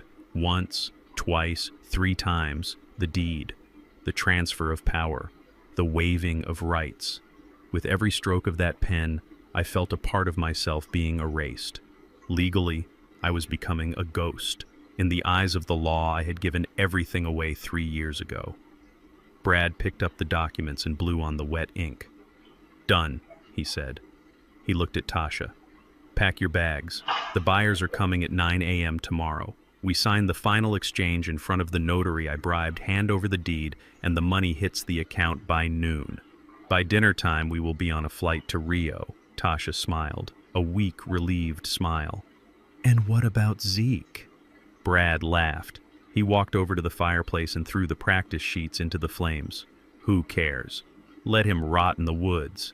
Once the Russians own this place, he is their problem. And trust me, Tasha, you do not want to be a trespasser when the new owners move in. They do not call the police. They call a cleanup crew that actually works." The feed on the tablet went black for a second as the camera adjusted to the sudden flare of the fire. I sat back in the seat, letting out a breath I did not know I was holding. Beside me, Dante was vibrating with intensity. He was not looking at the screen anymore. He was looking at me. "They are selling us out to the mob, Dad," he said, his voice low and dangerous. "If that deal goes through tomorrow, if those men take possession, we never get the house back. We can sue Brad, but the house will be gone." I looked at my hands. The hands that Brad said were too shaky to sign a check. They were steady now. They were fists. I thought about the police. If we called them now and told them about the forgery, they would ask for proof. We had the video, but Brad would claim it was another deepfake. He would claim we manipulated the footage. He would stall. And while he stalled, the wire transfer would happen. The system was too slow. Justice was too slow. We needed something faster. We needed a demolition crew. I looked at the time. It was 3 in the morning. The sun would rise in 3 hours. "Dante," I said, turning to my son. He looked at me, ready for orders. "Do you remember when you were 10 years old and some bullies stole your bike?" I asked. Dante frowned, confused by the question. "Yeah. You told me to go tell the teacher. And what happened?" "The teacher did nothing," Dante said bitterly. "She said she didn't see it happen. The bullies kept the bike and laughed at me for weeks." "Exactly," I said. "I gave you bad advice that day, son. I tried to teach you to trust the system. I tried to teach you to be civilized. But there are men in this world like Brad, like those Russians who do not speak the language of civilization. They only speak the language of force." I reached into the back seat and grabbed the suit Marcus had brought for me. I grabbed the tie. I grabbed my old hard hat that was sitting on the floorboard of the taxi, a relic from my days as a foreman. "I am not calling the teacher this time," I said. Dante saw the look in my eyes. It was a look he hadn't seen since before the accident. It was the look of the man who could stare down a union strike and make steel bend to his will. "What are we doing?" Dante asked, a slow smile forming on his lips. Zeke looked at the house one last time. "Tomorrow morning at 9 a.m., Brad is going to try to sell a lie," I said. "He thinks he is the smartest man in the room. He thinks he has written the ending to this story." I opened the car door and stepped out into the cool night air. I stood up straight, stretching my back, feeling the strength return to my bones. "Tomorrow is the day we return," I said, my voice echoing slightly in the empty street. "No more hiding in dumpsters. No more crawling through vents. No more pretending to be weak." I pointed at the front door of the mansion. "We are going to walk through that front door. You are going to walk on your own 2 feet, and I am going to walk in as the owner of this estate. We are going to look that forger in the eye. We are going to look those buyers in the eye, and we are going to show them that the signature of Isaiah Thorne cannot be forged because the man behind it is standing right in front of them." Dante stepped out beside me. He stood tall, matching my height. "We crash the party," he said. "We do not just crash it, son," I said, closing the car door with a definitive slam. "We are the eviction notice. Get some sleep. We have a suit to press and a war to win." The heavy oak doors of my home felt cold under my fingertips as I pushed the key into the lock. Inside, the air was thick with the smell of expensive cologne and the metallic tang of betrayal. I could hear them in the living room, the murmur of voices, the clinking of crystal glasses, the sound of a pen scratching against paper. They were selling my life piece by piece, and they were toasting to their success while they did it. I signaled to Marcus. He nodded solemnly and adjusted his tie. Behind him stood the police chief, a man named Miller, who had spent too many weekends on Brad S. boat drinking beer paid for with my money. But today, Miller was not here for a party. He was here because Marcus had filed an emergency motion at dawn, accompanied by a court-appointed observer. They were here to witness the execution of a warrant. Brad thought the warrant was for me. He was about to learn that justice is a double-edged sword. I sat down in the wheelchair we had brought from the warehouse. It was old and rusted. The wheels squeaked with every rotation. I slumped my shoulders. I let my mouth hang open slightly. I made my hands tremble in my lap. I had to become the thing they said I was. I had to become the broken old man, the senile bird and the vegetable. It was the hardest role I ever played, but I played it for the audience waiting inside. Marcus pushed the door open. The sound of the heavy wood swinging back on its hinges silenced the room instantly. We rolled into the foyer. The living room was straight ahead. I saw them frozen in a tableau of greed. Brad was standing at the head of the table, a pen in his hand. Bernice was seated next to him, looking pale and anxious. Tasha was pouring coffee for 3 men in dark suits who looked like they would rather be anywhere else. The forger was gone, replaced by a notary public who looked nervous. Brad looked up. His eyes went wide. For a second I saw fear, genuine primal fear. He dropped the pen. It rolled across the deed, leaving a black smudge on the paper. But then he saw the wheelchair. He saw my slumped head. He saw the police chief standing behind me. The fear vanished, replaced by a smug, triumphant grin that made my stomach turn. He thought he had won. He thought the police had caught the fugitive. Officer Miller Brad boomed, stepping forward with his arms spread wide. "Thank God. You found him. We were so worried." He walked toward us, ignoring me completely and addressing the chief. "Is he sedated?" Brad asked, his voice dripping with fake concern. "He looks out of it. Did he hurt anyone? Where is my brother-in-law? Is Dante safe?" Chief Miller cleared his throat. He looked uncomfortable. He shifted his weight from one foot to the other. "Mr. Thorne is right here, Brad," the chief said, gesturing to the chair. "We found him coming up the driveway." Brad shook his head, letting out a long, dramatic sigh. He turned to the Russian buyers who were watching with stony expressions. "I apologize for this interruption, gentlemen," Brad said smoothly. "As I explained, my father-in-law suffers from severe advanced dementia. He wanders off. He gets confused. It is a tragedy, really, but we are handling it." He reached into his briefcase and pulled out a thick stack of papers. The conservatorship order, the medical evaluation from Dr. Steinberg, the lies he had paid for.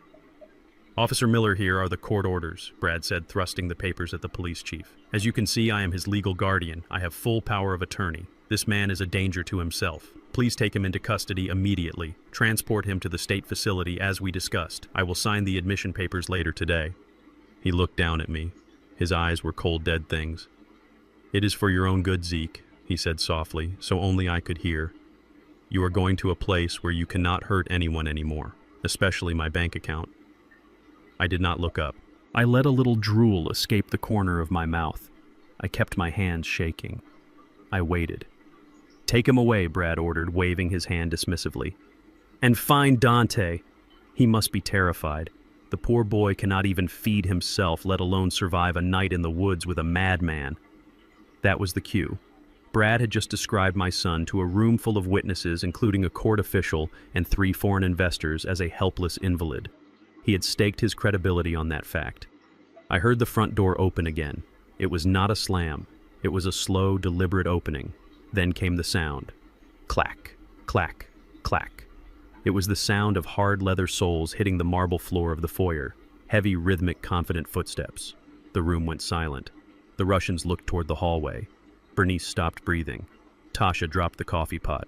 It shattered on the floor, sending hot liquid and glass flying everywhere, but nobody moved. Nobody looked at the mess. Everyone was looking at the man standing in the archway. It was not the Dante they knew. It was not the boy in the sweatpants and the stained t-shirt slumped in a chair. He was wearing a charcoal gray suit that fit him perfectly. His shoulders were broad and pulled back. His tie was a deep crimson silk. He stood 6 feet 2 inches tall, towering over everyone in the room. He was not leaning on a cane. He was not holding onto the wall. He was standing on his own 2 feet, planted firmly on the ground like a steel column. Dante walked into the room. He did not walk with a limp. He walked with the power of a man who had spent 6 months training for this exact moment. He walked with the rage of a son who had watched his father be poisoned. He walked with the authority of the true owner of this house. Brad staggered back. He bumped into the table, knocking over a vase. His face drained of all color, turning a sickly shade of gray. His mouth opened and closed like a fish out of water, but no sound came out. Tasha let out a scream. It was not a scream of fear. It was a scream of disbelief. It was the sound of a woman watching a ghost walk out of a grave. "He is walking!" she shrieked, pointing a trembling finger at him. "He is walking!" Bernice covered her mouth with her hands, her eyes bulging. She looked from Dante to me and back again. She realized in that second that everything she knew was a lie. Dante stopped in the middle of the room. He looked at the Russian buyers. "Gentlemen," Dante said, his voice deep and resonant, filling the space without effort, "I believe there has been a misunderstanding." He pointed at Brad, who was now trembling so hard he had to lean on the table for support. "This man does not have the authority to sell this house." Brad found his voice. It was a high-pitched squeak. "He is lying." Brad stammered, looking frantically at the police chief. He is faking it. It is a trick. It is adrenaline. Arrest him too. He is an accomplice." Dante laughed. It was a cold, dry laugh that sounded exactly like mine. "Faking it?" Dante asked. He took 2 steps toward Brad. Brad flinched as if he expected to be hit. "You told the police I was a hostage," Dante said. "You told the court I was an invalid. You told these buyers I was a dependent who needed the proceeds of this sale for medical care." Dante turned to the court official, a stern woman with a notepad who was writing furiously. "Does this look like a man who needs a guardian, ma'am?" The woman shook her head slowly, staring at Dante with awe. "No, sir, it does not." Brad lunged for the papers on the table. The deed. The forged document. He tried to grab it to hide it, to tear it up. I stopped shaking. I lifted my head. The drool was gone. The confusion was gone. I sat up straight in the wheelchair, my eyes locking onto Brad S. with the intensity of a laser. "Do not touch that paper, Brad," I said. My voice was not weak. It was the voice that had commanded construction crews on skyscrapers. It was the voice of the foreman. Brad froze. He looked at me. He saw the clarity in my eyes. He saw the intelligence. He saw the trap. "You," Brad whispered, "you are not sick." I stood up. I gripped the armrests of the wheelchair and pushed myself up. My knees popped, but I stood. I stood next to my son. Two Thorn men standing side by side in the house we built. "No, Brad," I said, stepping out of the chair and kicking it away. It rolled across the room and crashed into the wall. I was never sick. I was poisoned. By your wife. And by you. I reached into my jacket and pulled out the USB drive and the black file folder. And we have the video to prove it. The Russian stood up. The lead buyer looked at Brad with disgust. He said something in Russian that sounded like a curse, spat on the floor, and walked out. The other two followed him. The money was gone. The deal was dead. Brad was alone. He looked at Tasha, but she was backing away, shaking her head. He looked at Bernice, but she was sobbing into her hands. He looked at the police chief, but Miller was not smiling anymore. Miller was reaching for the handcuffs on his belt. "You played a good game, Brad," I said, walking toward him until I was inches from his face. I could smell the fear on him. It smelled like sweat and cheap ambition. "You bet against the wrong foundation. You thought you could tear this house down because it was old. You forgot that old does not mean weak. Old means tested. Old means reinforced." I looked at Dante. "Show him the door, son." Dante smiled. But before we could throw them out, Tasha made one last desperate move. She lunged for the table, not for the deed, but for the gun Brad had hidden in his briefcase. The silence in the room was brittle like glass waiting to shatter. Brad stood by the mahogany table, his chest heaving, his face a mask of panic that was slowly hardening into desperation. He looked at Dante, standing tall and strong in his suit. He looked at me, standing beside my wheelchair. And then he looked at the police chief, who was unbuttoning the strap on his holster.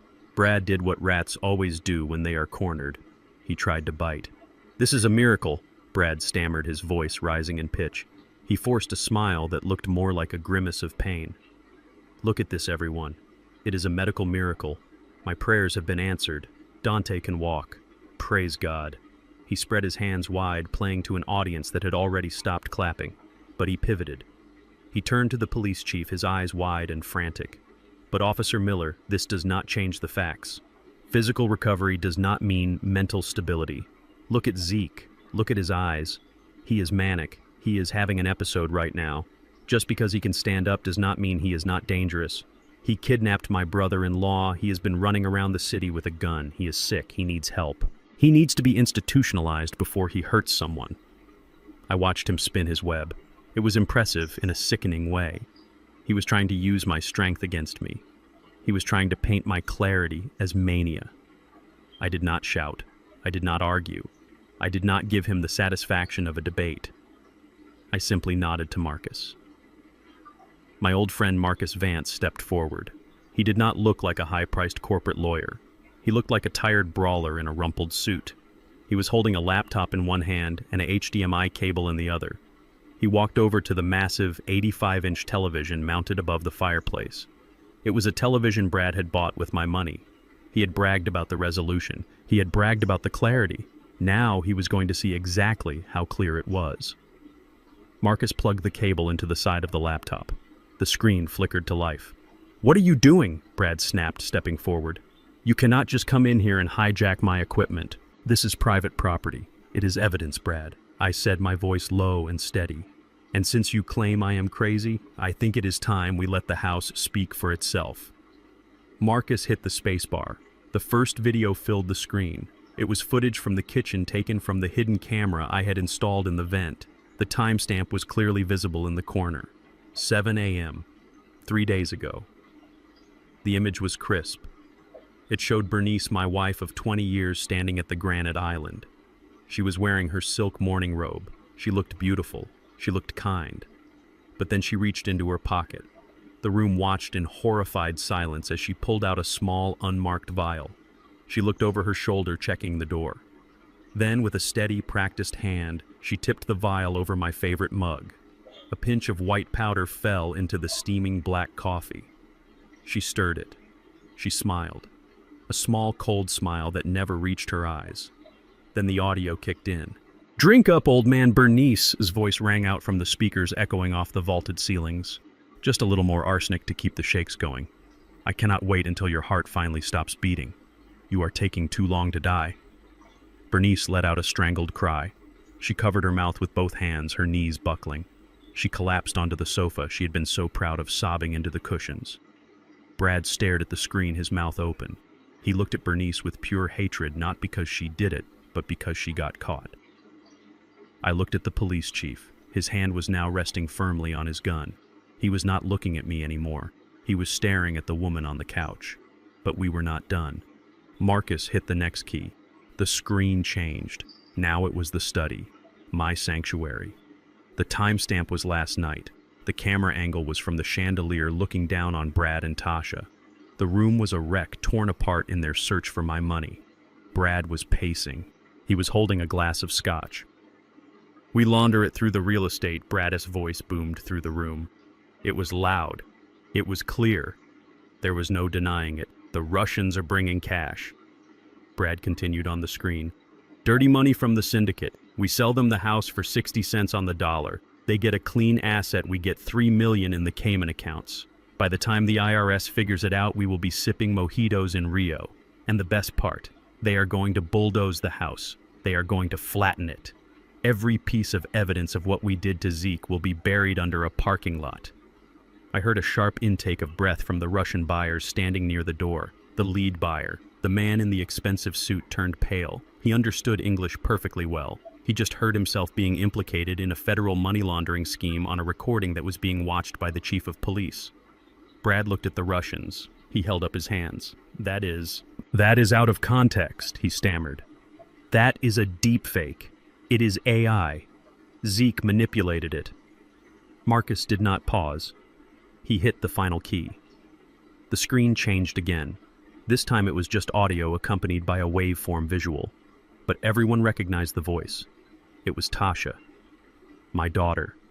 The timestamp showed it was the voicemail she had left me just hours ago. "Why won't he just die already, Tasha's voice shrieked, filling the room with her venom. "He is ruining everything. If he does not show up to sign the papers or get declared dead by noon, I lose the penthouse. Just die, old man. Just die and set me free." Tasha stood by the window, frozen. She looked like a statue of salt. She did not cry.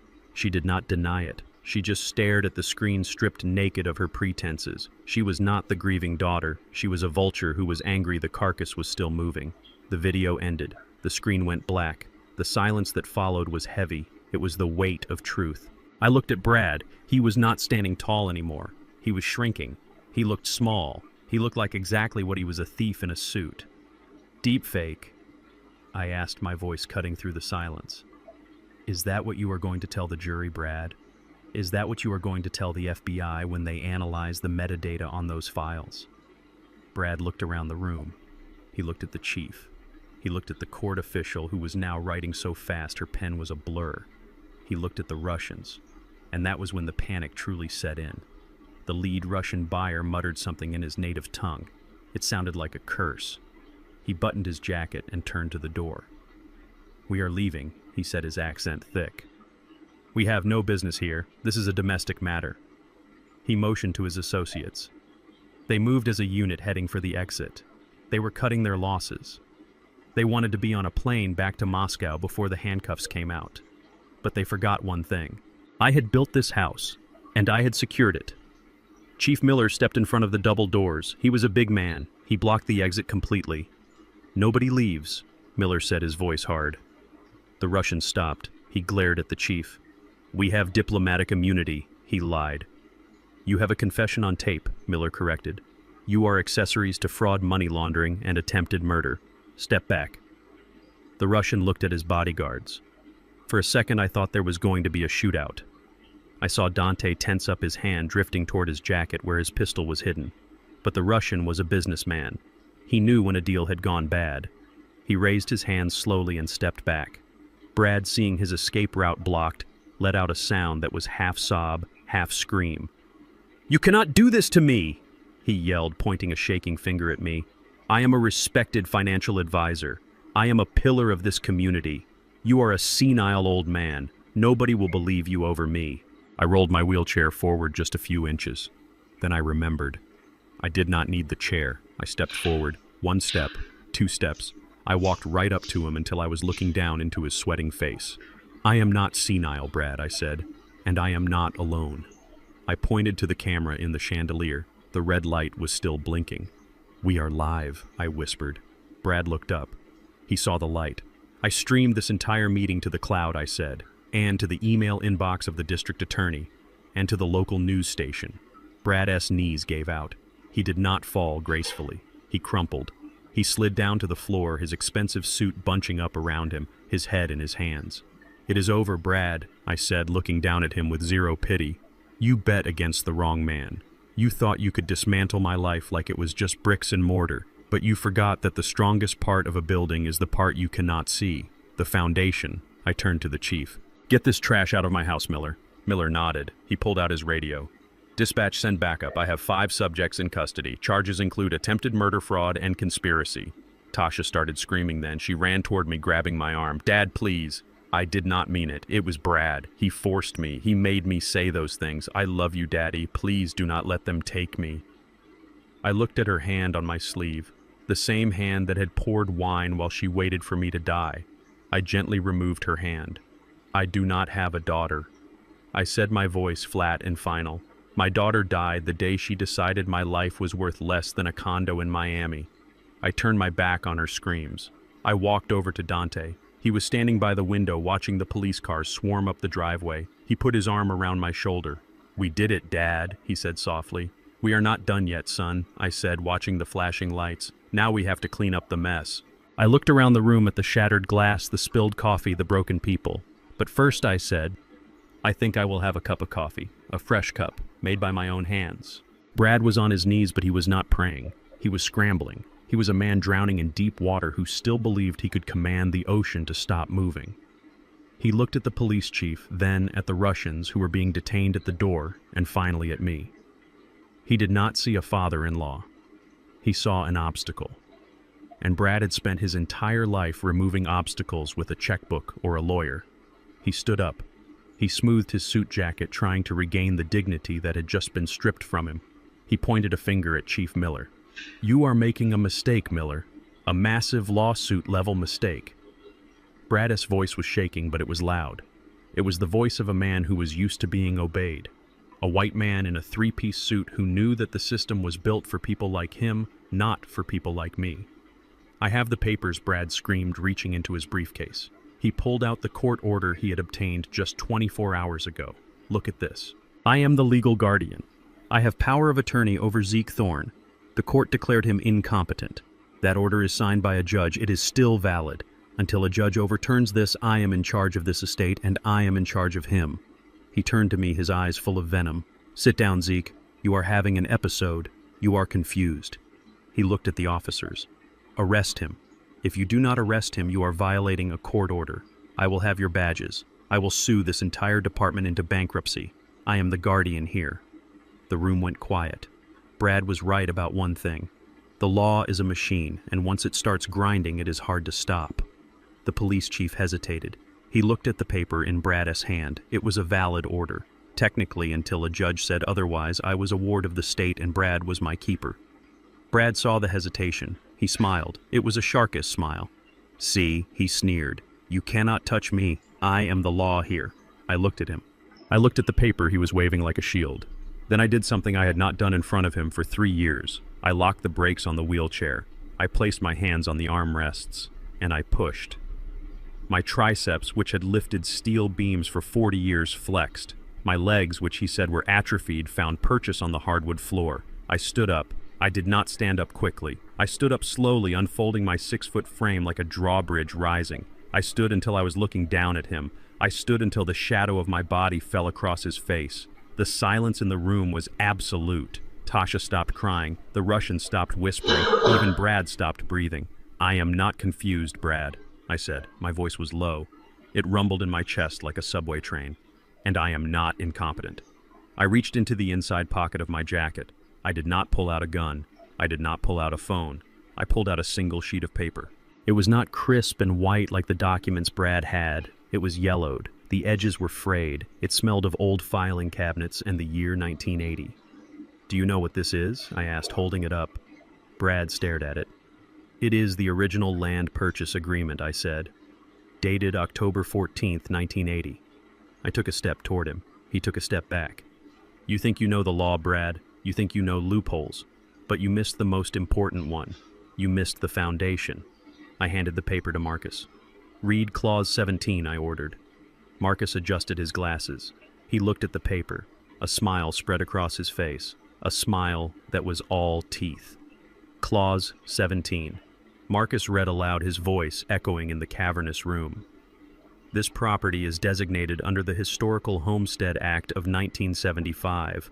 As a protected family heritage site, the title cannot be transferred, sold, or leveraged without the wet ink signatures of the original owner and all living biological issue." Marcus looked up. "Biological issue, Brad. Do you know what that means?" Brad blinked. He looked at Tasha. "It means biological children," I said. "My blood." I looked at Tasha. She was shrinking against the wall, trying to make herself invisible. "Tasha is my daughter in my heart," I said, my voice steady. "I raised her. I fed her. I loved her. But she is not my blood. Her father was a man who left her when she was 6. Legally, under this deed, she has no claim to this land. She never did. Her signature on any sale document is worthless." I turned back to Brad.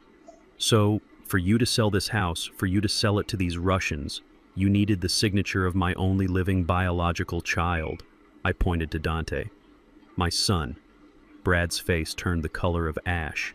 He looked at the forged deed on the table. The deed he was about to hand over to the buyers. But I have it," Brad stammered. "I have Dante's signature. He signed it. I have the document right here." He grabbed the deed. He held it up.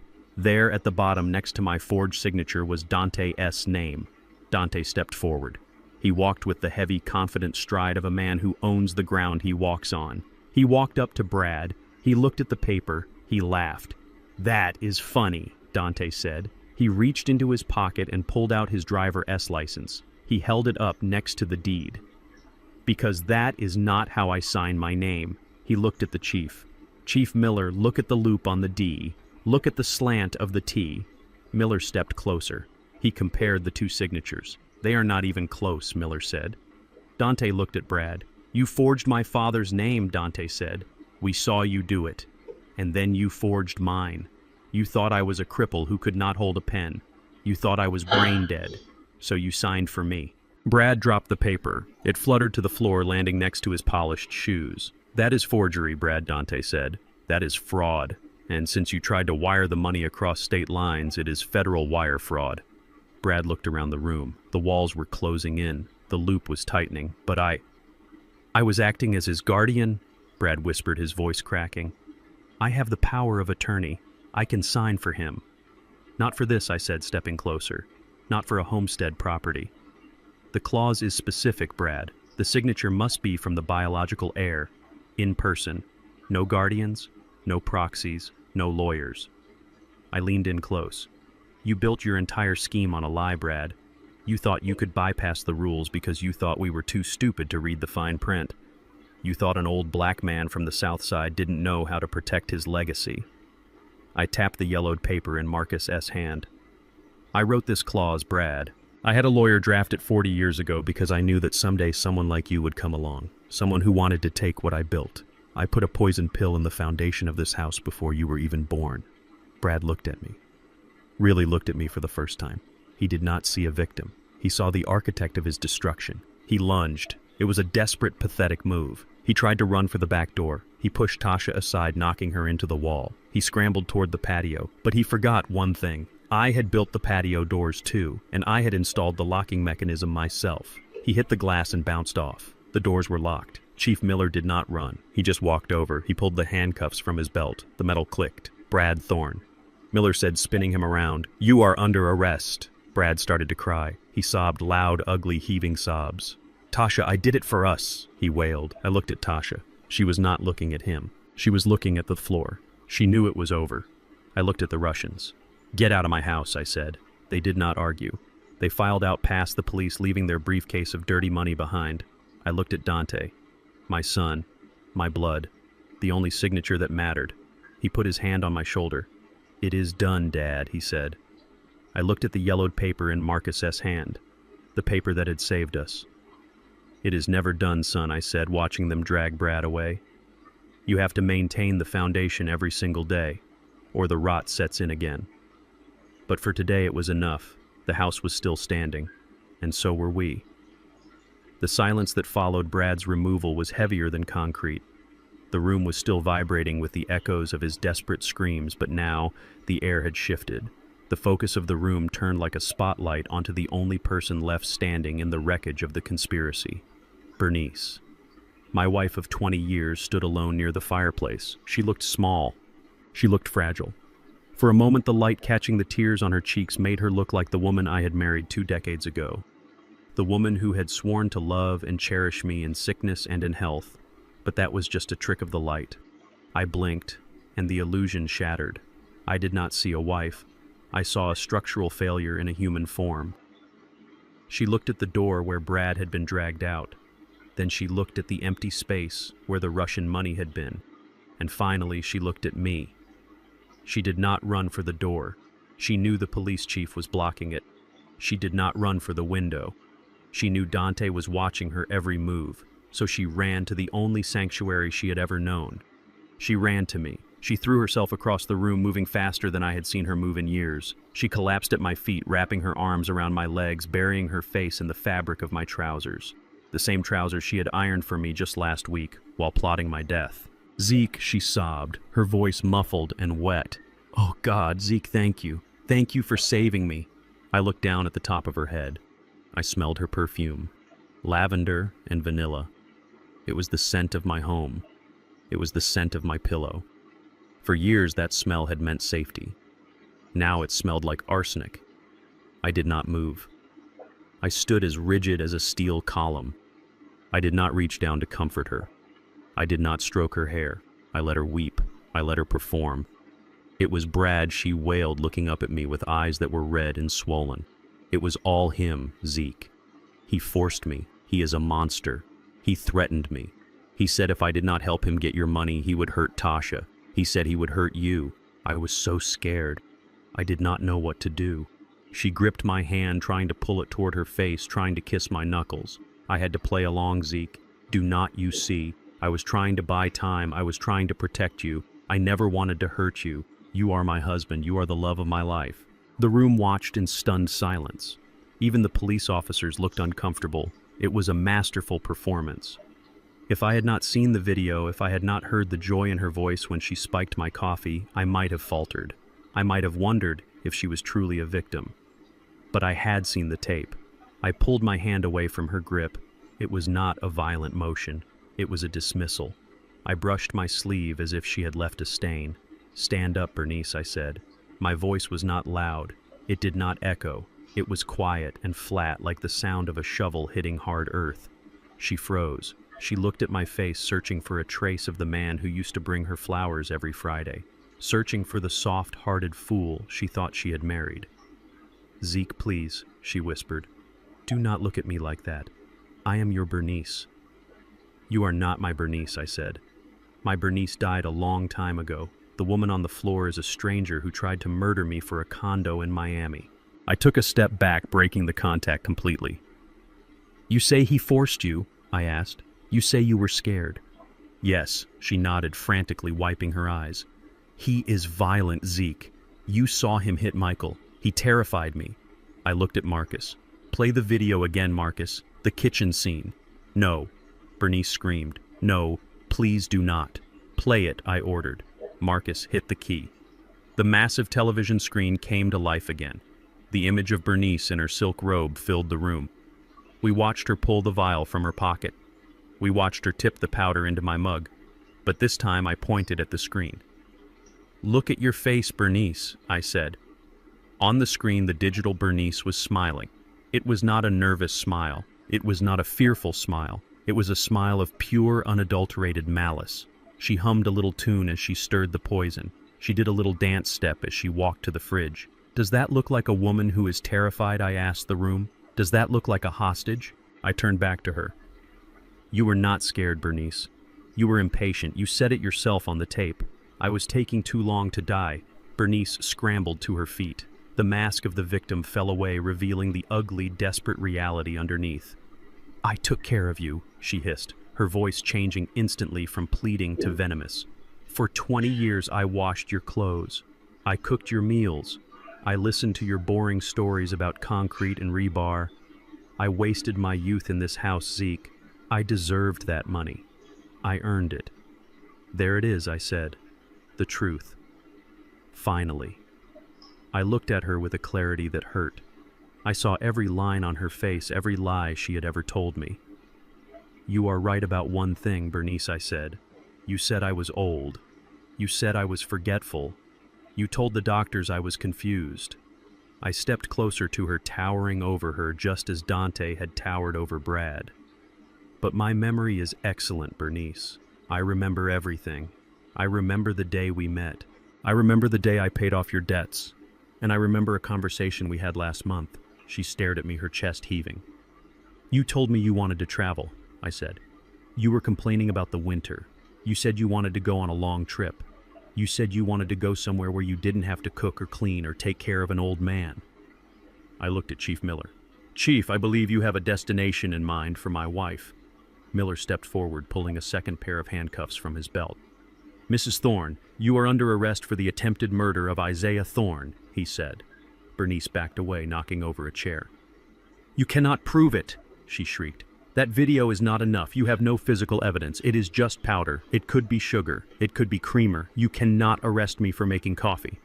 She was fighting to the bitter end. She knew the law. She knew that without the actual poison, the video could be argued away by a good defense attorney. She needed the physical substance to be missing. I looked at Dante. Dante knew the kitchen better than anyone. He had spent 8 years sitting in there watching her cook while he was trapped in his chair. He saw things she thought were invisible. Check the spice rack, Dante, I said. Top shelf, behind the saffron. She knows I never use saffron. It is too expensive. Bernice's face went white. It was the color of fresh sheetrock. Dante walked to the open kitchen, which was visible from the living room. He moved with purpose. He reached up to the high cabinet, the one Bernice thought was out of reach for a cripple and an old man. He pushed aside the red tin of saffron. He pulled out a small glass jar. It was unlabeled. It was half full of a fine white crystalline powder. Dante walked back into the living room. He handed the jar to the police chief. Arsenic is heavy, I said, watching the jar. And it is stable. It does not degrade, just like the greed in your heart, Bernice. Chief Miller held the jar up to the light. He looked at Bernice. You have the right to remain silent, he said, snapping the cuffs onto her wrists. The sound of the metal clicking shut was the most satisfying sound I had ever heard.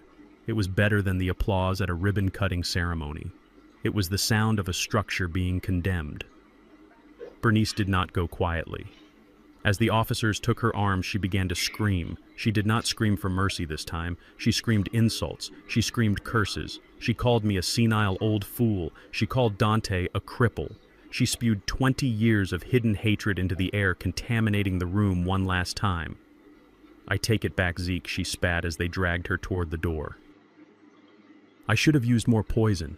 I should have finished you off years ago. I watched her go. I watched the woman I had loved, the woman I had trusted, the woman I had planned to grow old with, being hauled out of my house like a bag of trash. When the door slammed shut, the silence returned, but this time it was not heavy. It was clean. It was empty. I looked at Dante. He was standing by the fireplace holding the jar of poison the police had bagged as evidence. Are you okay, Dad? He asked softly. I looked around the room. I looked at the overturned chairs. I looked at the shattered glass. I looked at the empty space where my marriage had been. I am an engineer, son, I said. I know that sometimes before you can build something new, you have to clear the site, you have to remove the debris, you have to dig down to the bedrock. I walked over to the window and watched the police car drive away with my wife in the back seat. She got her trip, I said quietly. It is a long drive to the state penitentiary, and the view from the cell is terrible. I turned back to my son. Now let us get a broom. We have work to do. The house was finally clearing out, but the air still felt heavy with the residue of their greed. Bernice was gone, taken away in the back of a cruiser, her screams fading into the morning traffic. Now it was time for the architects of this disaster to face the wreckage they had created. I turned my attention to Tasha. My stepdaughter was huddled in the corner near the grand piano she had never learned to play. She was not screaming anymore. She was trembling, shaking so hard that her teeth chattered. She looked at me with the eyes of a trapped animal. She saw the handcuffs on the police chief's belt, and she knew there was no escape. She tried one last time. She stood up, smoothing her skirt, trying to summon the ghost of the arrogant woman who had laughed at my death on a voicemail just hours ago. "Dad," she whispered, her voice cracking. "You cannot let them take me. I am your little girl. Remember the bike you bought me. Remember the graduation party. You promised to protect me." I looked at her. I looked at the face of the child I had raised, the woman I had walked down the aisle. And then I remembered the sound of her voice on the tape, wishing I would die so she could buy a penthouse. "I did protect you, Tasha," I said, my voice low and steady. "I protected you from hunger. I protected you from the cold. I protected you from the world for 30 years. But I cannot protect you from your own soul." I nodded to Officer Miller. "Tasha Thorne," I said, speaking to the room like a judge passing sentence. "You are not being arrested for being a bad daughter. That is not a crime. You are being arrested for conspiracy to commit fraud, for elder abuse, and for being an accessory to attempted murder." "Elder abuse?" Tasha gasped, recoiling as if I had slapped her. "I never touched you. You did not have to hit me to abuse me," I said, stepping closer. "You isolated me. You helped them gaslight me. You stole my dignity. You treated a human being like a broken appliance that you wanted to throw in the trash. That is abuse, Tasha, and in this state it carries a mandatory prison sentence." Miller stepped forward. He did not be gentle. He spun her around and pulled her arms behind her back. "Ow, you are hurting me," she whined. "You will get used to it," I said coldly. As the metal cuffs clicked shut, Tasha began to sob. It was a pathetic sound, the sound of a spoiled child realizing that the credit card has finally been declined. I did not watch her go. I turned my back on her just as she had turned her back on me when she thought I was weak. That left Brad, the man who thought he was the king of the castle, the man who thought he could outsmart a structural engineer. He was not huddled in a corner.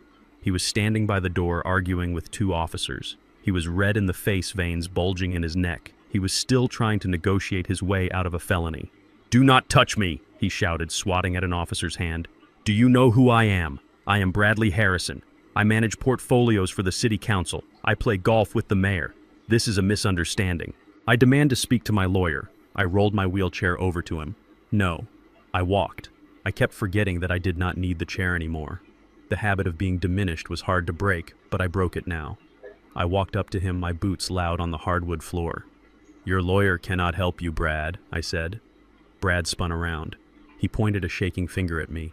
"You did this!" he screamed, spittle flying from his lips. "You set me up. You entrapped me. I will sue you, Zeke. I will sue you for every penny you have. I will bury you in litigation for the next 10 years.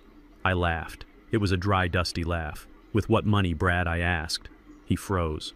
"I froze the accounts this morning," I said. "Before we came here, Marcus filed the injunctions. Every account with your name on it is locked. Every offshore shell company you set up has been flagged by the FBI.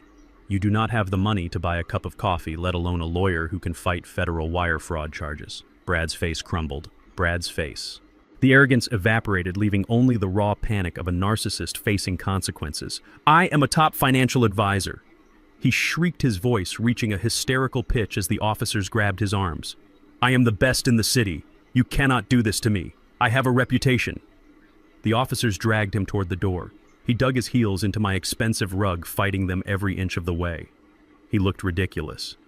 A man in a $3,000 suit being hauled out like common trash. "I am the best," he screamed. "I am a genius. Stop," I ordered. The officers paused.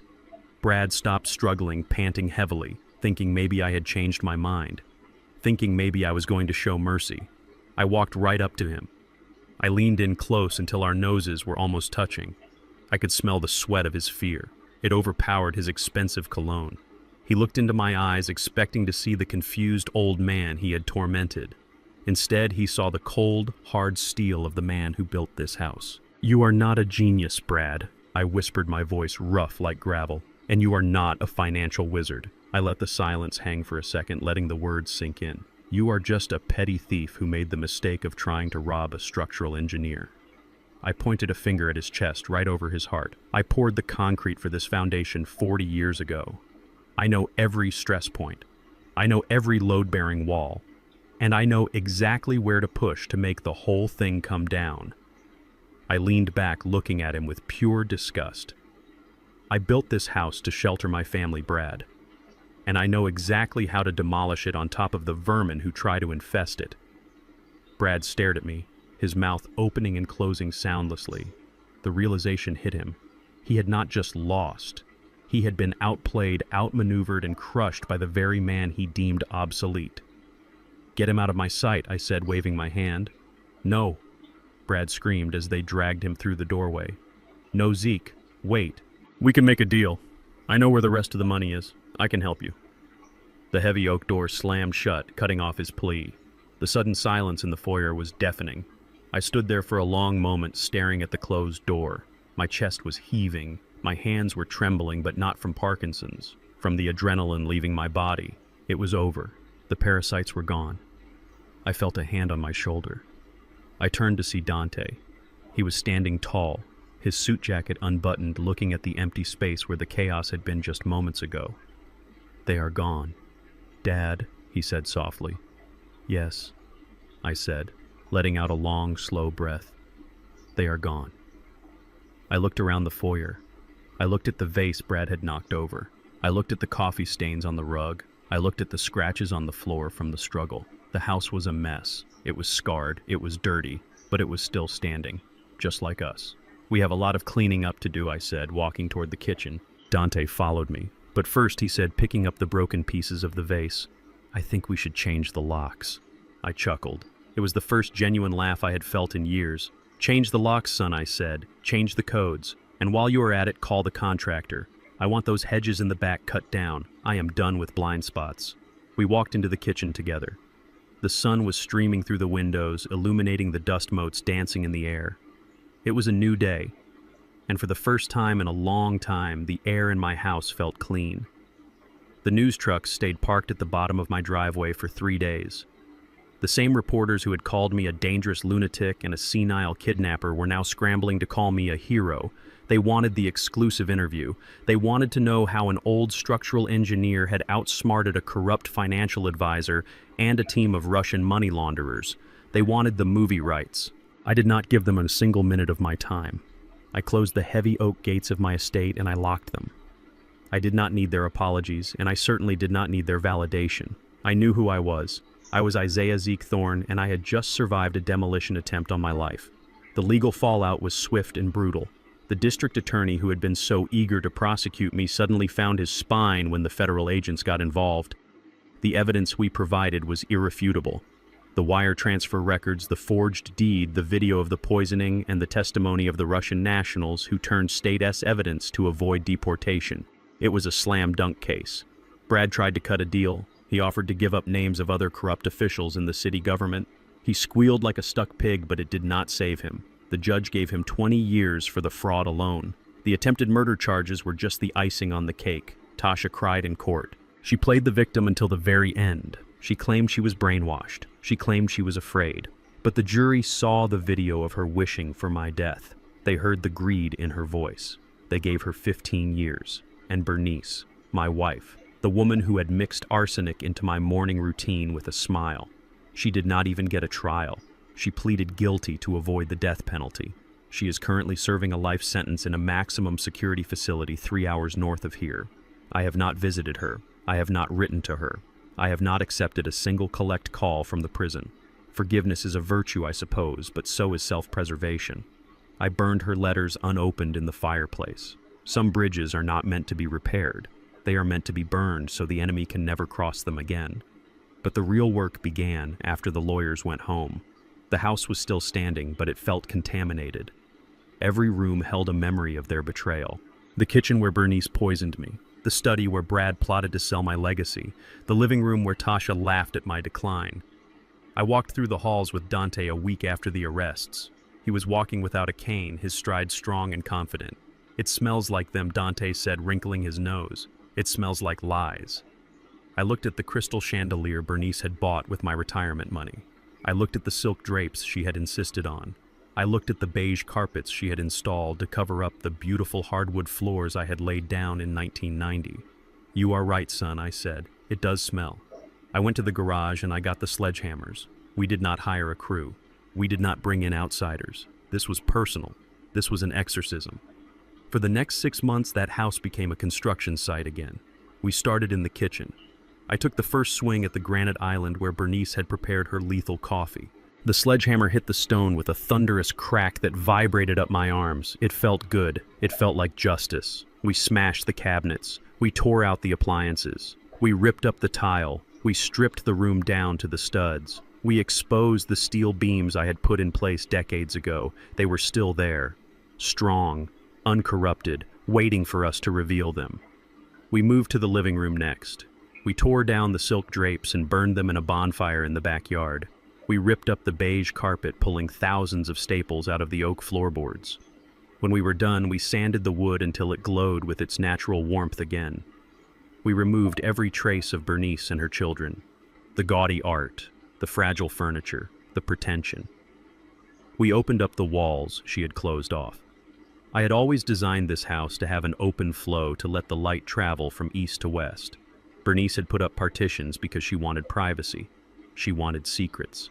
We tore those partitions down. Sunlight flooded back into the house. It washed away the shadows where they had whispered their conspiracies. Dante worked beside me every day. I watched him lift heavy sheets of drywall. I watched him carry lumber. I watched the muscles in his back ripple with effort. He was not the boy in the wheelchair anymore. He was a man who had reclaimed his body and his birthright. He took over the business too. With his name cleared and his competency proven, he reopened Thorne Structural Engineering.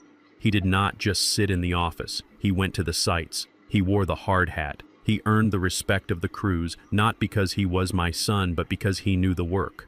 I watched him leave in the morning in his truck, and I felt a pride that was deeper than the ocean. He was the legacy I had fought for. He was the reason I had survived the poison. 6 months later, the house was finished. It did not look like a museum anymore. It looked like a home. It was simpler. The furniture was sturdy leather and wood. The colors were warm earth tones. The kitchen was designed for cooking meals, not for staging murders. It was a Tuesday evening. The sun was setting, painting the sky in streaks of purple and gold. I sat on the front porch in my rocking chair, the same porch where the police had tried to arrest me. But there were no sirens tonight, just the sound of crickets and the distant hum of the city. The front door opened and Dante stepped out. He was wearing his work boots and jeans covered in dust from a job site. He looked tired, but it was a good tired, the kind of tired a man feels after an honest day's work. He was holding 2 bottles. They were cold bottles of beer, dark stout, the kind I used to drink before Bernice made me switch to herbal tea and poisoned coffee. He handed me one. I took the bottle. The glass was cold against my palm. I looked at the condensation running down the label. I had not touched a drop of coffee in 6 months. I never would again. The smell of it made me sick. But this was safe. Dante sat down in the chair next to me. He cracked his bottle open and took a long drink. "How was work?" I asked. "Good," Dante said, wiping his mouth with the back of his hand. "We poured the foundation for the new library downtown today. The concrete mix was perfect. It is going to stand for 100 years. I nodded. "That is good. A library needs a strong foundation. Books are heavy." We sat in silence for a while, watching the sun dip below the horizon. We did not need to talk about the past. We did not need to talk about the trial or the prison sentences or the betrayal. We had closed that book. We had put it on the shelf, and we were never going to read it again. There was no forgiveness in my heart. I did not wish them well. I did not hope they found peace. I hoped they rotted in their cells, remembering every single day what they had thrown away. But I did not let that hate consume me. I used it as fuel to rebuild, and now that the building was done, I could just rest. Dante looked over at me. "You know, Dad," he said quietly. "Brad sent a letter to the office today, from prison." I did not look at him. I kept my eyes on the sunset. "Did you read it?" I asked. "No," Dante said, taking another sip of beer. "I put it through the shredder. Then I mixed the shreds into the concrete we poured for the library foundation." I smiled. A real, genuine smile. "Good," I said. "That is the best place for him. Buried under 1,000 tons of progress." I raised my bottle. "To the foundation," I said. Dante clinked his bottle against mine. "To the foundation," he repeated. We drank our beer as the stars came out over the house we built, the house that tried to kill us, the house we conquered. I was Isaiah Zeke Thorne. I was 73 years old. I had no wife. I had no daughter. But I had my son. I had my home. And I had my dignity. And as I sat there, surrounded by the silence of a peaceful night, I realized that was all a man ever really needed. My story teaches us that silence should never be mistaken for surrender. The world will try to tell you that when you age, you become obsolete or that disability makes you weak. But the truth is, strength has nothing to do with youth or physical perfection. It comes from the will to protect what matters. We all have a choice when betrayal strikes. We can crumble or we can harden like concrete. I chose to stand. If you are facing enemies who smile to your face while holding a knife behind your back, do not scream. Just wait, watch, and when the time is right, remind them that you are the architect of your own life, and no one can tear you down without your permission. What would you have done if you were in my shoes? Would you have forgiven them, or would you have pressed the button just like I did? Let me know in the comments below. If you enjoyed this story of justice, please hit the like button and subscribe to the channel for more stories of truth and redemption. See you in the next story. Win.